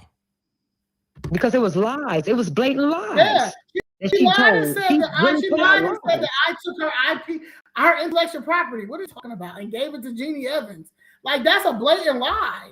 Then she lied and said that I talked to two people on the phone and told them that I was going to endorse her. I don't know. Like, she just made up all these lies. And you can go on all their platforms to see who they paid. We didn't get paid anything. So she lied about that. So she's steady lying on us. This is defamation. That's defamation. My lawyer hit me up last night after your live. So that means that he white. He watched it. So that came last night after your live. So that right there, on top of looking at, it's everywhere. And she used my name in Chicago First Red. She used Atissa used my name. Like, she lied. She blatantly lied. Why would I go into a Zoom meeting with her? Nah. Yeah, that's. Now she gotta say Martin, she got. I see what you do. Doris do too. Doris do too. Mm-hmm. Go ahead, Daddy. I see what you do, and I see what you're doing. I love what you're doing. And we really want to, seriously, but we really want to get together with everybody. We really do. But some things you have to, because Martin, the work we're doing is so important. It's very important. And we cannot be distracted. We really can't. Right. I agree. So we can't, when we see little cancerous cells come in, we got to cut it off. Especially if it's that bad, you have to cut it off, because if you leave it there, it's going to spread. And so some things you see, you can't be in alignment with or be friends with. And when you see that, that's just because they know, Martin. Mm-hmm. See, you probably don't know everything, but that's blatant. Yeah, they know it's blatant hate. Like, for real, that's not just a misunderstanding or this. It's like it's a hate for us. Yeah, it's like they want to see us. Yeah, they want to see for us. They want to see it fail. Yeah, I'm good with energy. Like I said, with everybody. Right. Yeah, since day one, you know what? I tried to get I tried to get everybody together to do some forums and panels. The time I met you, I didn't know that you knew White Mike too. Right. You understand? I know a lot of people, and that was way before Chicago Fizz Red. That was way before. You understand? That was when I was walking around with that "Make Chicago Great Again" hat. You know. And my thing is, I tried to get all these people together because I'm super family oriented. I love Miss Jessica. There's nothing that I love Miss Jessica. I love Danielle. They are my family. They stuck with me through this. They stuck with me through this. Them are the only people that I'm gonna go back and forth with. Them the only ones that get my time. And because they out here in the trenches today. Oh.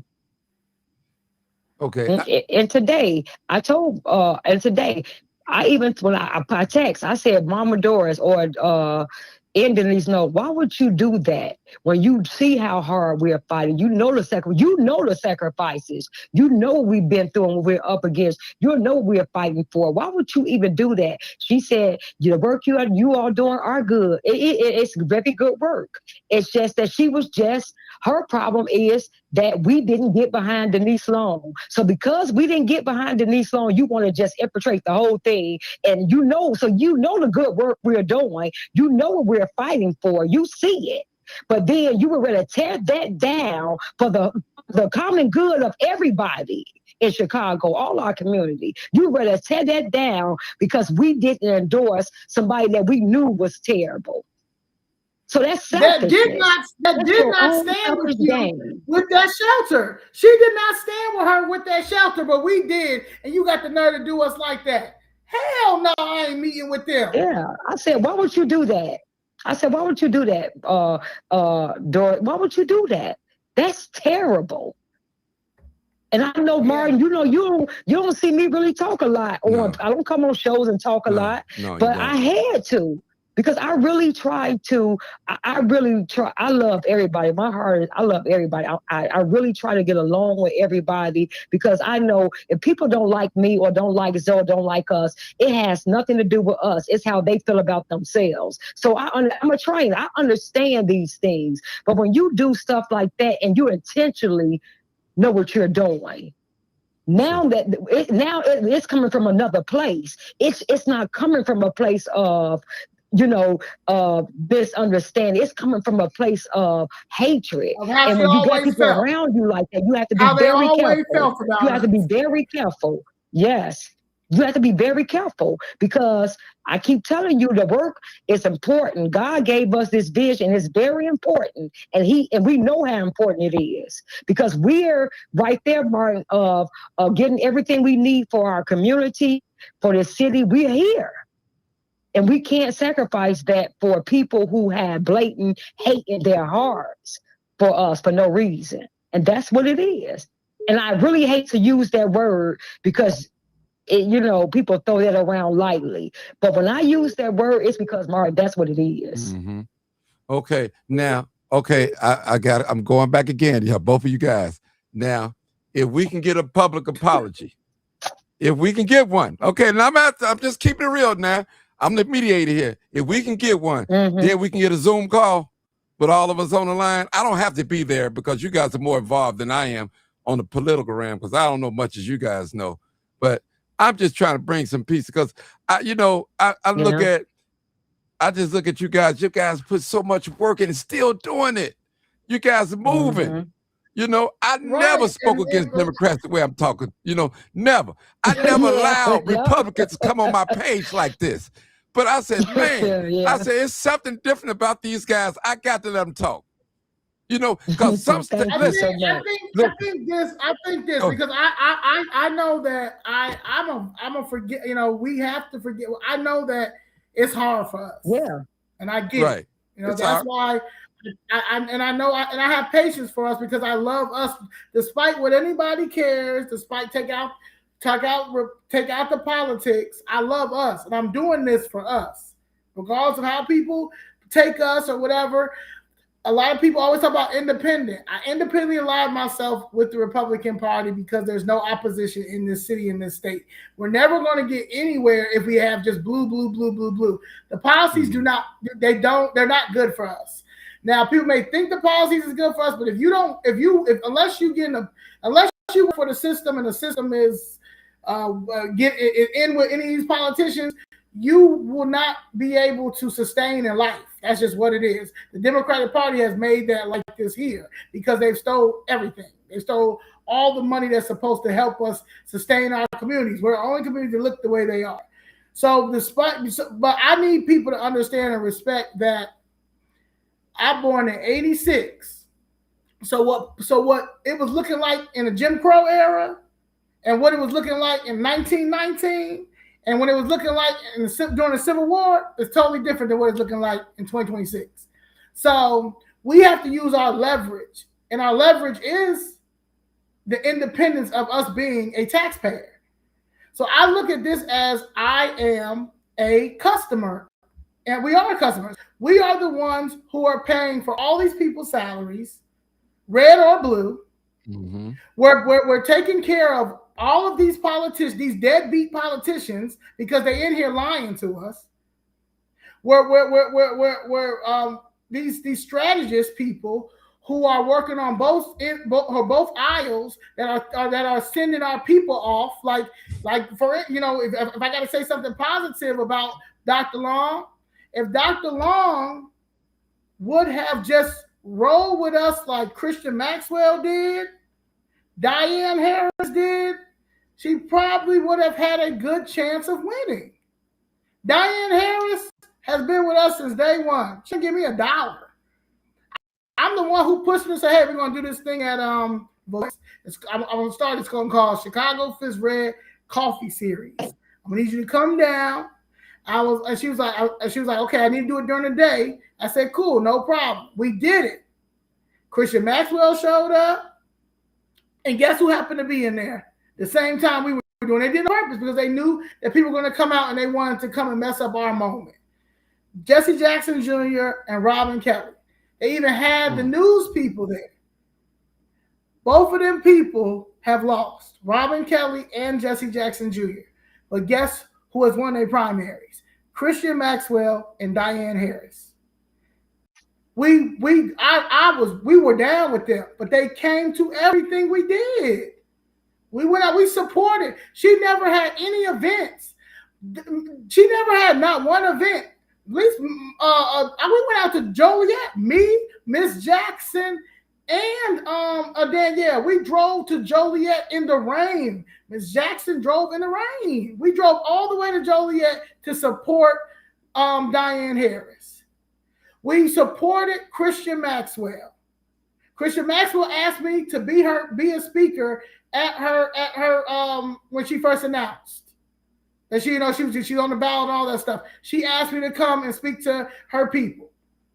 I just did a forum with Tadora when Tadora first announced. She got us a car. She got us a black car to take us to Home Run Inn where she had hers out in, I forgot, Tinley Park or something like that. But she did that. The same Richard Heidner. Rick Heidner wanted us to go out to wherever they had their thing at Pelican. He got a car for us. Like anybody that wants to go out, was going out to Lake Zurich, they got a car for us. Everybody that wanted us to be a part of anything that they had, they made sure we got there. White, black, it didn't matter. She's the only one that did not use our services the way that she should have used them. She hired somebody named Vibe for marketing. So she spent her money on marketing with the people named Vibe. She need to get mad at them. You chose them, just like I told Ted Dabrowski. Ted Dabrowski was my favorite candidate. We didn't endorse not one governor. I wanted to put him on the page so bad. Danielle did not want to put him on the page. So I personally endorsed him on my page. but I was mad at him because he listened to his strategist who told him to stay away from us because we're provocateurs. So they all stayed away from us because you got people going around lying, saying that we're BML, we're Black Lives Matter Republicans, we're provocateurs, we're getting paid, we're all this stuff. So everybody stayed away from us until we kept it consistent, and President Trump shouted us out. Then everybody started, all the candidates started coming. And Zoe, Danny, now some people call this getting paid. Like when people donate to you guys, oh, they getting paid. I don't really consider that because people donate to me, and I do a lot of work in the community like you. So you go ahead. You know what, Martin? And that's the problem. People love what we're doing. What we're doing has never happened in Chicago. And people understand that we have a lot of allies, and people want us to be, they hate the fact that white people, Hispanic people, everybody support us because our white brothers and sisters, they keep saying, man, we are so glad. We've been waiting for you all to wake up and rise up. We know this don't make no sense. We've been waiting. So they're so happy for us. Do you know how happy they are for us? Because they're good where they're at. You understand? Mm-hmm. They're good. But they see what's happening in our community and what we are going through. So we got people who really care about America and care about the American citizens and care about us. They don't look at race. And so what we're doing, they love what we're doing. So they're, whichever way they can help, they'll say, they'll donate. So we get anything that we could get by or, do, like when I went to Washington, then they donated. That paid for our airfare, our Airbnb, things like that, the Ubers. So they understand it takes money, and they understand the sacrifice we're making. Mm-hmm. So that's not getting paid. That's seeing that, hey, I love what you all doing. I'm with you all. I see what I see it. I see the sacrifice. They look at us. We give all our money to these churches. Mm-hmm. They got millions of dollars. They're not doing anything to help the community. But you'll give your last dime to them. So people who donate to us, it's because they believe in what we're doing. They see what we are doing. They understand what's needed, and they believe in us. And that's just what it is. And we appreciate our donors. I mean, the people who donate to us and things like that. We appreciate them. Okay. We really do. And because that's the only way we're able to. Profit. We're not a nonprofit. So I think people always saying that. Yeah. Yeah, we're not. I'm for profit. That's number one. We're entrepreneurs. Me and Danielle are entrepreneurs. We literally. I had to put my stuff on pause. She cannot have any more. She have no more clients. So we literally are. Yeah, I'm an entrepreneur. I'm finding my money. I'm gonna go. These people sent me the case. Like, how do you get mad because people donated to us? We didn't sit here and say that. I can tell people I am not an activist. Mm-hmm. I am not an activist. Yeah. I am a strategist. Just like how these white people and these black people be hiring strategists to help them win. I am the same way. There's three people that we helped get endorsed. Now they've asked us, what are our prices? I'm a consultant. They're going to pay me to strategize to help them win their election. So I think people get that misconstrued and think like we out here. Like, I'm not Jesse Jackson. I'm not out here doing a shakedown. I'm out here fighting. I'm not Jamal Bryant. I'm gonna get it for everybody. No, this is my group. This is my group, and we are American first, and we're going to push people in there that's going to be for the people and not about corruption and not for the establishment. That's what we're on. We have our agenda, we have our mission, and we're very transparent, and we're fighting corruption. So it's not a nonprofit. I'm not an NAACP. I'm not Urban League. I'm not Rainbow Push. We are CFR. I'm a corporation. I am a business. And at the end of the day, we know how to strategize. And we're media. Just like your media, our media. So and people don't understand that. I think people need to and understand we're very that. transparent. You can see our donations. You can see people who donate, how much we got. So that's what it is. And my thing is this: everything costs. It really do. And I just trust God because I know it. You know, it's so everything is so expensive. So I trust God, and He's been every day. He's been taking care of our needs. We can be like Zoe can just be like, man, Danny, I don't know. We can have a dime in our pocket and somebody might donate $300 and say, this is for you all. So I trust God to take care of us because He the one have us on this mission. And if He have you on this mission, He's going to take care of you on this mission. And He have been doing it. And it may not be, how I'm used to it, because I'm used to knowing when it's going to come, how it's going to come. But I trust Him every single day to provide for, and all I do is just go out there and do what's right, what I know is right and what He's leading us to do. And that's all we can do. And He because He lay it on people's hearts to do what they do. And I know that, and I trust Him for that. Well, I need a favor from you guys. And I just, both you and Zoe and Dane, I'm asking you guys publicly. And, I tell people, no matter what side of the aisle you on, make sure you guys represent our people well. When I mean by that, make sure that we get something out of the deal. When you meet a lot of politicians, y'all vet a lot of people going to come to you guys from this point, and make sure that they have not only a plan for Americans, but us in that too as well, though, for our community. Oh, you guys don't even. Yeah, I'm just saying that's a matter. Hold on. No, hold on. When we gotta, me and Miss Jessica have a press conference in front of the FBI building March 28th. Are you gonna be there? I can if you tell me in advance. I do work in the daytime. But are any of these people gonna be there? I'm tired of everybody ignoring our issue.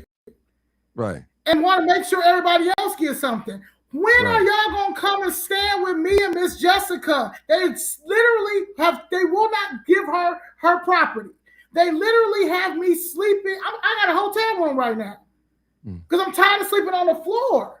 My mother is still sleeping on the couch. She just sent me a text message saying my godfather water is off. On the Sandpiper Lounge. When are people gonna stand with us and get our situations together? So at the end of the day, I'm tired of everybody critiquing what we need to do, but none of these people are standing with us. It goes in numbers. We need our people. It goes in numbers. We do. At this point, I'm getting mine. I agree with that. You're not wrong for that, Zoe. You're not wrong for that. I agree with that. If we put in something, when we ask something, we should be able to put in something to as well. So I agree with that. Or care. Yeah, care, Martin, because even down at City Hall, right? We are steady showing the people and telling them, please come down here and just see for yourself how they're stealing your money. You only have to be mad at us because when you sit down here and see how they launder and stealing your money, we won't even have to convince you. You're going to see it. Do you know we can't even get our people to come down there and stand, even with the private property taxes that triple in our communities? They wasn't even in the meetings then. But guess who are down there advocating for what they need? Illegal aliens. Guess who's filling the chambers up? Illegal aliens.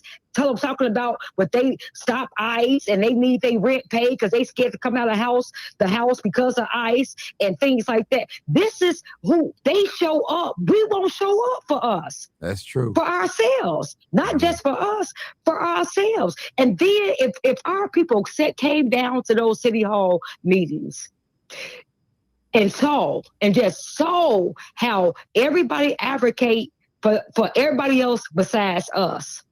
If they see all the money that's supposed to go to our community, how it's allocated to other places and illegal aliens and nonprofit in these churches, they would be disgusted for themselves. And then they would know. But they won't even come down there to see for that. And we've been showing it, city council meetings and public safety meetings and budget meetings. We've been down there on that mic saying it, and we still can't get at least 10 of our people to come down there at one time. But you're going to see a whole bunch of illegals come down there, or people who can't speak English in them chambers. Mm-hmm. You see what I'm saying, Mark? I can't argue with that. I can't argue with that. Yeah. We'll sit here on we can't get people out for CTU. They talk crap about us. Now we out here fighting for. I'm fighting for my family. I'm fighting for Miss Jackson, fighting for her property. It's been in her community, been in her family since she was a child. Danielle lost her whole business. She was running a great business in her house. Now her and her husband is ready to take the business outside to make sure she can contribute more taxes into the community, into the system, and then look what happened. But no one's standing with us. But y'all worried about Trump. Trump is not destroying the city of Chicago and the state of Illinois.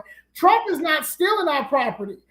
Trump didn't knock my building down. The Trump Towers is not messing anything up. This is the local. Yeah. This is the state. That's true. For Toni Preckwinkle, Toni Preckwinkle, Brandon Johnson. Look what she's done. Nothing. Brandon Johnson, nothing. Rahm Emanuel built the whole New Americans plan that's trying to take us out. Obama Center is literally pushing people out. I mean, come on.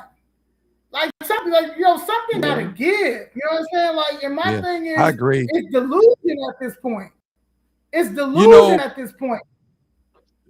Daddy and Zoe, you know what I've experienced when I used to do a lot of protests in front of nail salon. People would cheer me on, they'll pet me on, you're doing a good job, but they would never come and support. It'd be a handful of people. And they'll tell you, and I'm quite sure you guys hear it all the time, Chicago Red, you guys are doing a good job. You ask them to come out, I'll see what I can do, and they never show up. But when they got a problem, the first thing they say, I've been following you, watching you guys since you start. But now you want Chicago Flip Red to support you, but you will not give no support in no kind of way. You won't share the video. You won't give no money. You won't come down to no press conference. I understand, y'all. Trust me. I've been there, and it gets tiresome when you fight for folks that don't care. Go ahead, Danny. Yeah. And that's what it is. We're fighting for people who don't care, but you know who do show up, Martin, and that's sad to say. Our white brothers and sisters, those who show up, those who be down there, and Hispanics. And CTU is these Hispanics. Yeah. Hispanic and our white brothers, and they will look, and they don't play about us. Let somebody try to walk up on us, and they feel like it's a threat. They be like, they don't let nobody get close to us. Those who show up, but y'all want us to hate white people or be mad at them. No. Because we're done with this division, white and black, and you black and Hispanic and all that. No, we're going to bring, it's America first, Americans first. If we don't get this under control, they let the Biden and Harris administration allowed 22 million illegal aliens to come across that border. Majority of them were placed in our community. If we don't get it together just being Americans, imagine 5 years from now, 10 years from now, when they have kids, because they coming over here with kids and they're having babies. They're not having abortions like the Democrat Party want our kids to. And the Democratic Party is teaching our guys and want our guys to be gay and not babies, but they're having babies. They're having their family with them.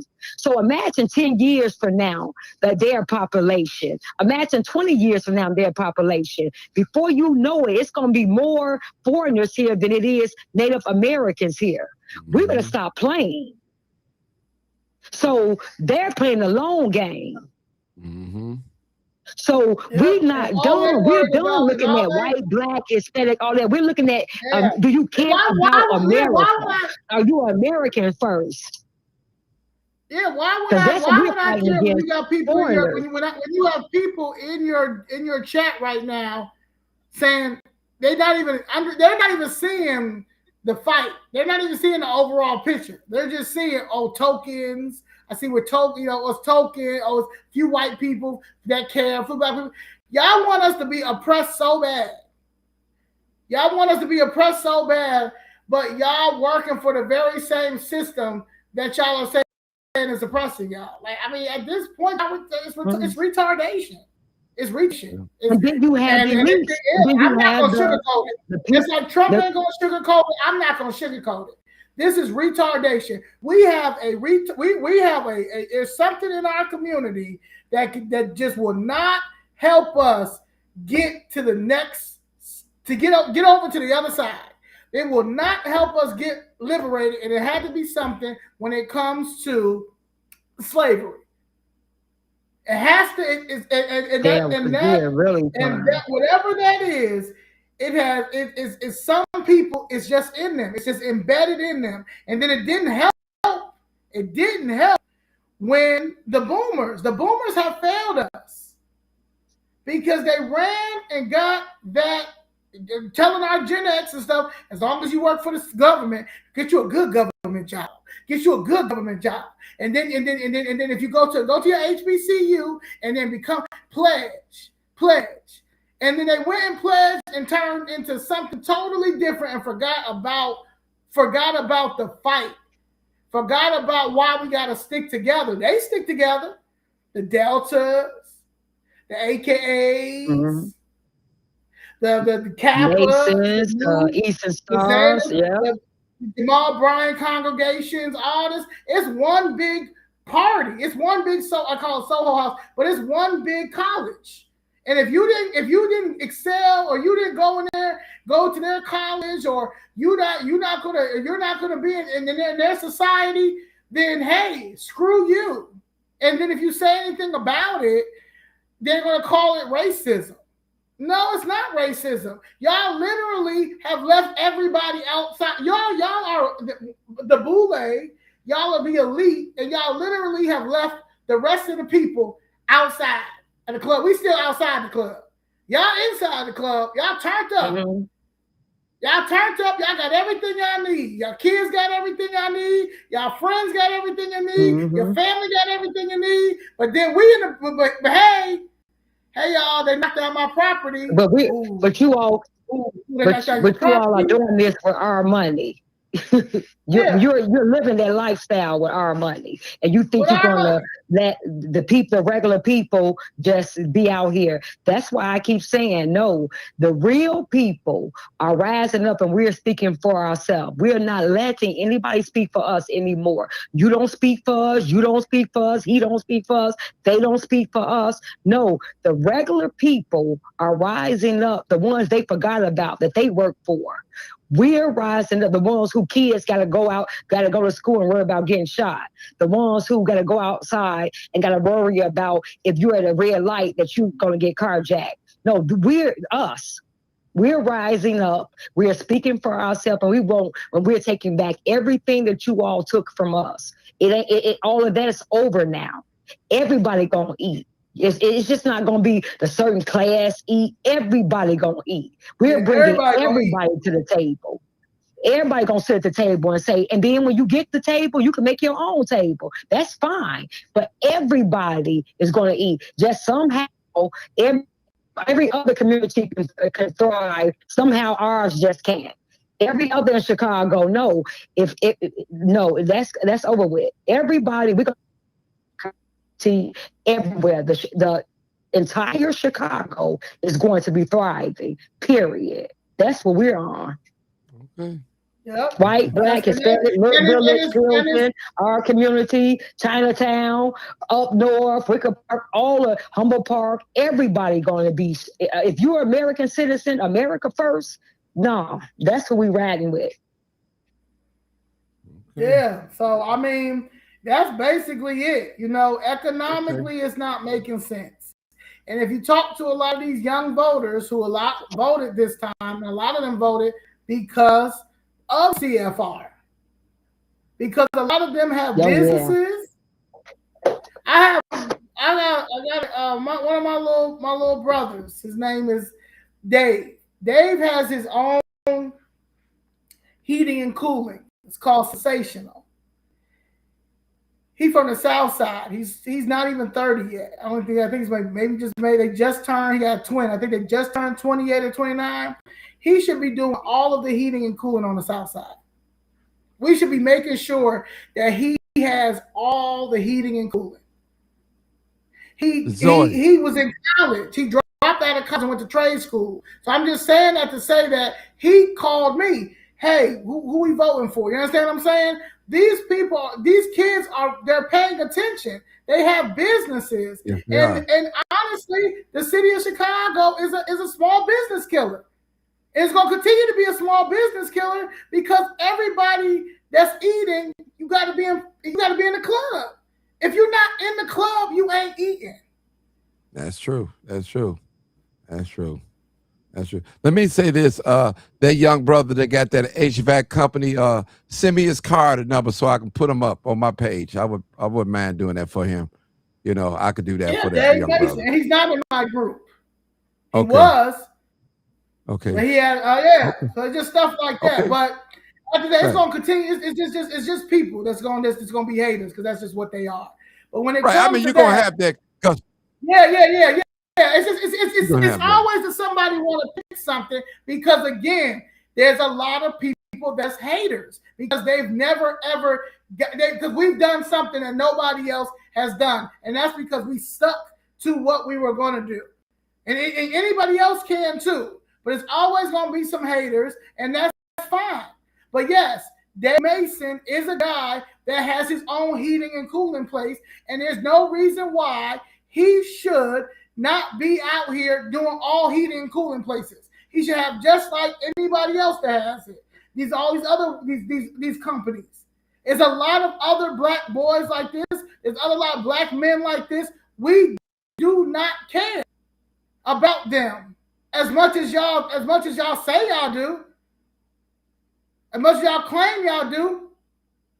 So when you have somebody that built something like Chicago Fifth Red that's relatable to these young voters, like we are, they're going to continue to come to us, and people hate that. People have an issue with that, and people hate that because they don't have that effect that we have. And the reason why we have this effect is because we really out here putting in the work, and they're watching.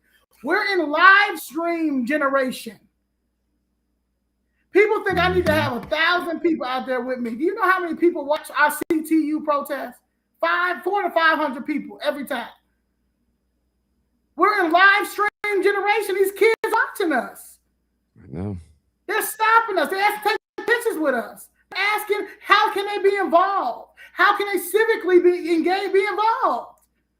We're telling them to look at the policy. We just met with an 18-year-old last week that goes to a university who gave us a proposal to have us go to their campus and start teaching them about grassroots and conservatism. So again, it's about marketing and branding. If black people would work on that part, because we are the entertainment, are the culture, politics wouldn't be nothing without us. We just continue to push only one side. Break it up. Give it half. Let the Republicans be the Republicans. Let the Democrats be the Democrats. Let the independents be the independents. Let the libertarians be the libertarians.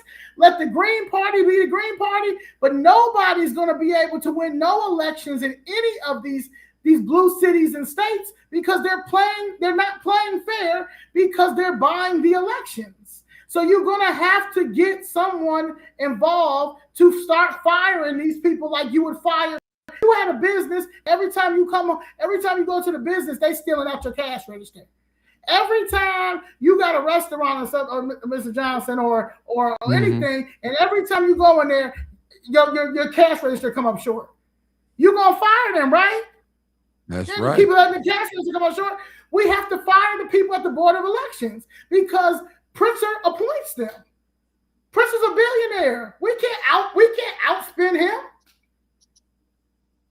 So it goes back to economics, it goes back to common sense, and it goes back to it doesn't matter who it is. We're never going to see liberation if we do not get this system fixed. And we have to, it's RICO time. These people going to prison. They just stole so much money, and they're trying to buy everything. The media, they're trying to buy the narrative that Trump is the problem. Now y'all is the problem. We literally have nothing in this city and in this state because they shut down. I'm gonna leave you with this, and then Danielle, you can talk or whatever. I mean, I'm done with it. Why would y'all continue to vote Pritzker in when Pritzker shut y'all down for COVID? He shut y'all down for COVID. All people, businesses, a lot of businesses left, corporations left. People died when they really didn't have to die because they really could have just gave them what's it called? I forgot I'll think of it. But anyway, an antibiotic. The antibiotic. They could have gave an antibiotic when it came to this COVID. But anyway, why he's telling y'all all this narrative about how COVID is killing people and destroying people, and everybody got to stay in the house. Y'all running crazy. People relapsing on drugs, going back. People becoming alcoholics. He goes to Florida. He traveling to Florida, where the state is actually open. That right there is how, like, that is disrespectful. And you know, the only person who sued him was Darren Bailey. Not one other person sued him because he sued him because how are you gonna leave and go to a whole different state but shut us down and make us stay in, and he's a farmer. So I'm losing.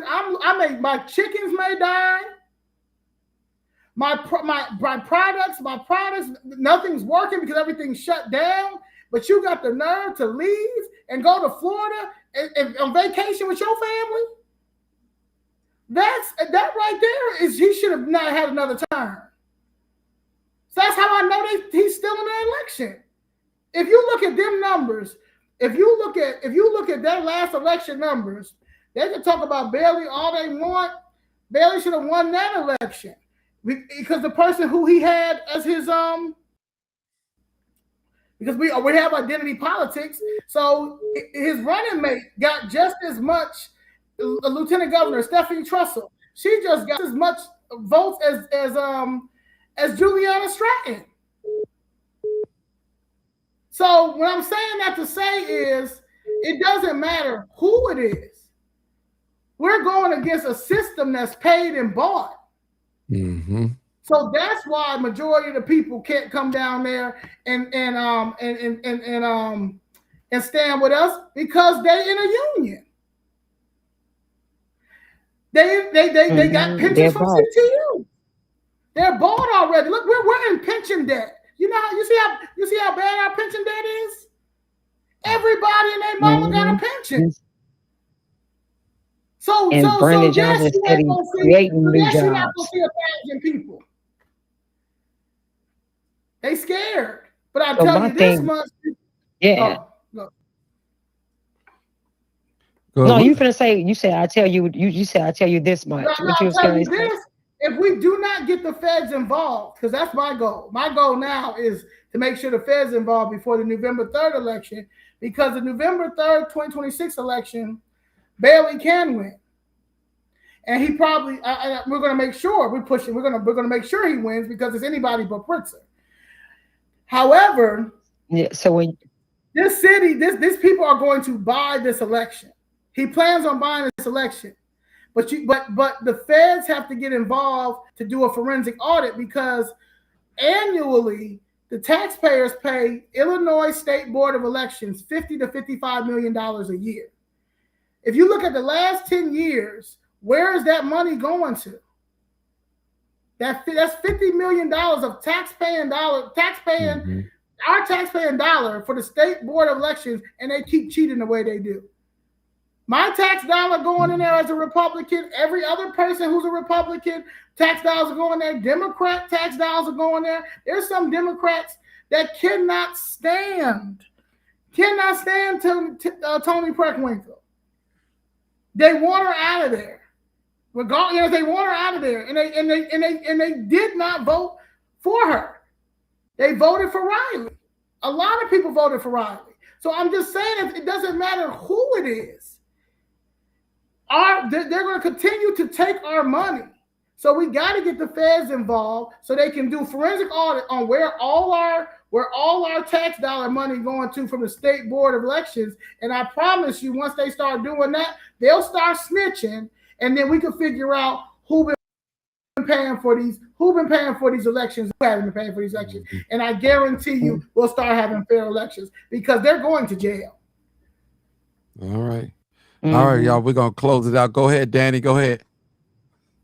Oh, no. So I just wanted to say, so I hear what you're saying, Mart, and yes, the people that we're behind, yes, everything you're saying for us, they understand because we let them and told them and made sure that they had a plan. They understand what's going on in our community. They understand how our community had been neglected and the money have been stolen. They understand that. And they have policies that they're going to enact to help with that. So so the people that we're endorsing, the reason why we did endorse them, because they had policies that is specific for what's going on in our community, like the property taxes and the schooling and things like that. So no, everything, just understand everything we're doing. We'll keep in mind that we see the problem. We know the problem because we live where the problem is. And that's what we're fighting for. So the people that we are vetting and making sure we get behind, they're the ones who's going to help with that change. But we have to get them in office, and we have to get our people to understand that if we don't elect people who want change, we're going to keep getting the same thing that we've been getting. And this is what we have right now. You can't keep doing the same thing and expecting a different outcome. It's not going to happen. So we have to vote differently if we want change. That's all the message is, you know. Yeah, I want to plug one thing. Again, March 28th, we have our press conference call. It's the judges at the FBI building. Me, Miss Jessica, and Danielle, and anybody has any issues with their judges, their guardian ad litem, their Congress, or their congressperson, a state per Illinois, their alderman, any of those things, you're more than welcome to talk. We are calling on President Trump, Kash Patel, Pam Bondi, and that lady who's over the Civil Rights Division. We are calling for them to get involved because the judges are getting paid off. The clerks are getting paid off. Everybody getting paid off. So if you want me, if y'all hate Chicago Fifth Red so much, send an email to my judge right over here in the Northern Building, Valderrama, and tell them, hey, can you please settle Zoe Marshall's mother case, because we don't want the city to flip red, because the city is going to flip red, because the city is red. That's why the city is red. We don't want, everybody is getting, property taxes is up. No one had, you see how bad they got Fitzkagey out of there? They got Fitzkagey out of there, but they didn't get Tony Preckwinkle out of there. They didn't get Maria Pappas out there. Maria Pappas running against right. No, I'm trying to tell you, they're all done and gone. It's just that we're a threat. We're a threat because we go down there all the time. So they wanted to show us like, see, y'all ain't doing nothing. Yeah, y'all on that mic, but ain't nothing happening. Nah, everything is happening because I'm going to the feds. I will camp out in front of the White House until President Trump gets involved and send the feds here, because we're not going to have nothing if we're not going to get these elections together, nobody's going to be able to do anything, because everything is not Democrat. The Democrats want you to live off of welfare. They want you to depend on the government. I don't want to depend on the government. You're not going to force me to depend on the government. I don't want to depend on the government. I don't want anything from you. I don't want no milk from you. I don't want no food from you. I don't want anything from you. I don't want nothing from you. I want y'all to leave me alone. And if you want to depend on the government because y'all depend on that pension, because I don't depend on that pension, because y'all depend on pension, and y'all think that y'all gonna teach us, show us how to do our group, because y'all part of the system. This the wrong group. This the wrong group. Mm-hmm. All right, people. Real question. This is a political question. Now, you said something about Toni Preckwinkle. You said she got 400 some thousand votes, and there was only X amount of people voted. So explain that to me. I kind of missed that, kind of like flew over my head. They say a total of 379,000 people registered to vote Dems. Dems at that. They say only 22,000 for Republicans. I don't believe that, but I will say this: the primary here is messed up. So a lot of people, when you pull your primary, you got to pull Republican or Democrat. Right. So a lot of people want it to, if they got to pull a Republican, like, okay, I want the governor, but there's some people that's in our community that I cannot stand. Like, for instance, Southland, Yumika Brown. There's a lot of people in Southland can't stand Yumika Brown, right? But they rock with Chicago Fifth Red, so they wanted to vote for our endorsements, but they had to get Yumika Brown out. So they had to pull that Democratic ballot to vote against whoever was against her. I think it was Donna Miller and all that. So with the same thing with Riley, you got Riley, and then you got, I want to rock with y'all governor, but we got to get Toni Preckwinkle out of there. So I gotta pull a Democratic ballot. A lot of people voted for Riley, but because she turned 80. The day of it, they say she got 400,000 votes. There's no way possible she got 400,000 votes in Cook County when the state when only 379,000 people registered to vote. That's number one. Number two is the U.S. Senator is a federal position. We're talking about Dick Durbin's seat. We're talking about Dick Durbin's seat. How did even Juliana Stratton, how do they only get up to 200,000 votes? How did they get up to only that many votes?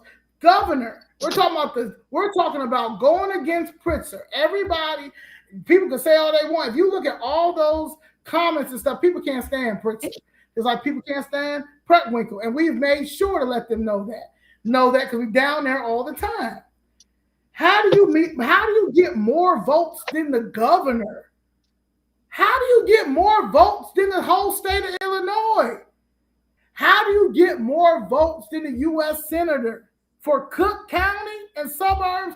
Like, some things do not add up. And as much as y'all can be biased about how y'all cannot stand the Republican Party and y'all don't rock with CFR, facts is facts, baby. And you ain't no way in the world she got 400,000 votes more. She got 400,000 votes more than the governor and more than the U.S. Senator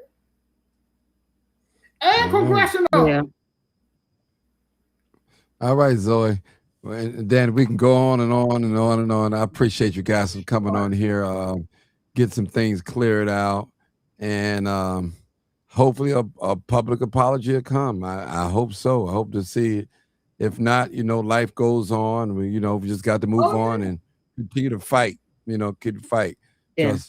Sometimes, some people join something because it's new and it's movement, but after a while, they just fade off. It's just like any organization. You have those that was there from the beginning, but after a while, they fall off and things like that. So, I appreciate you guys. Continue to fight.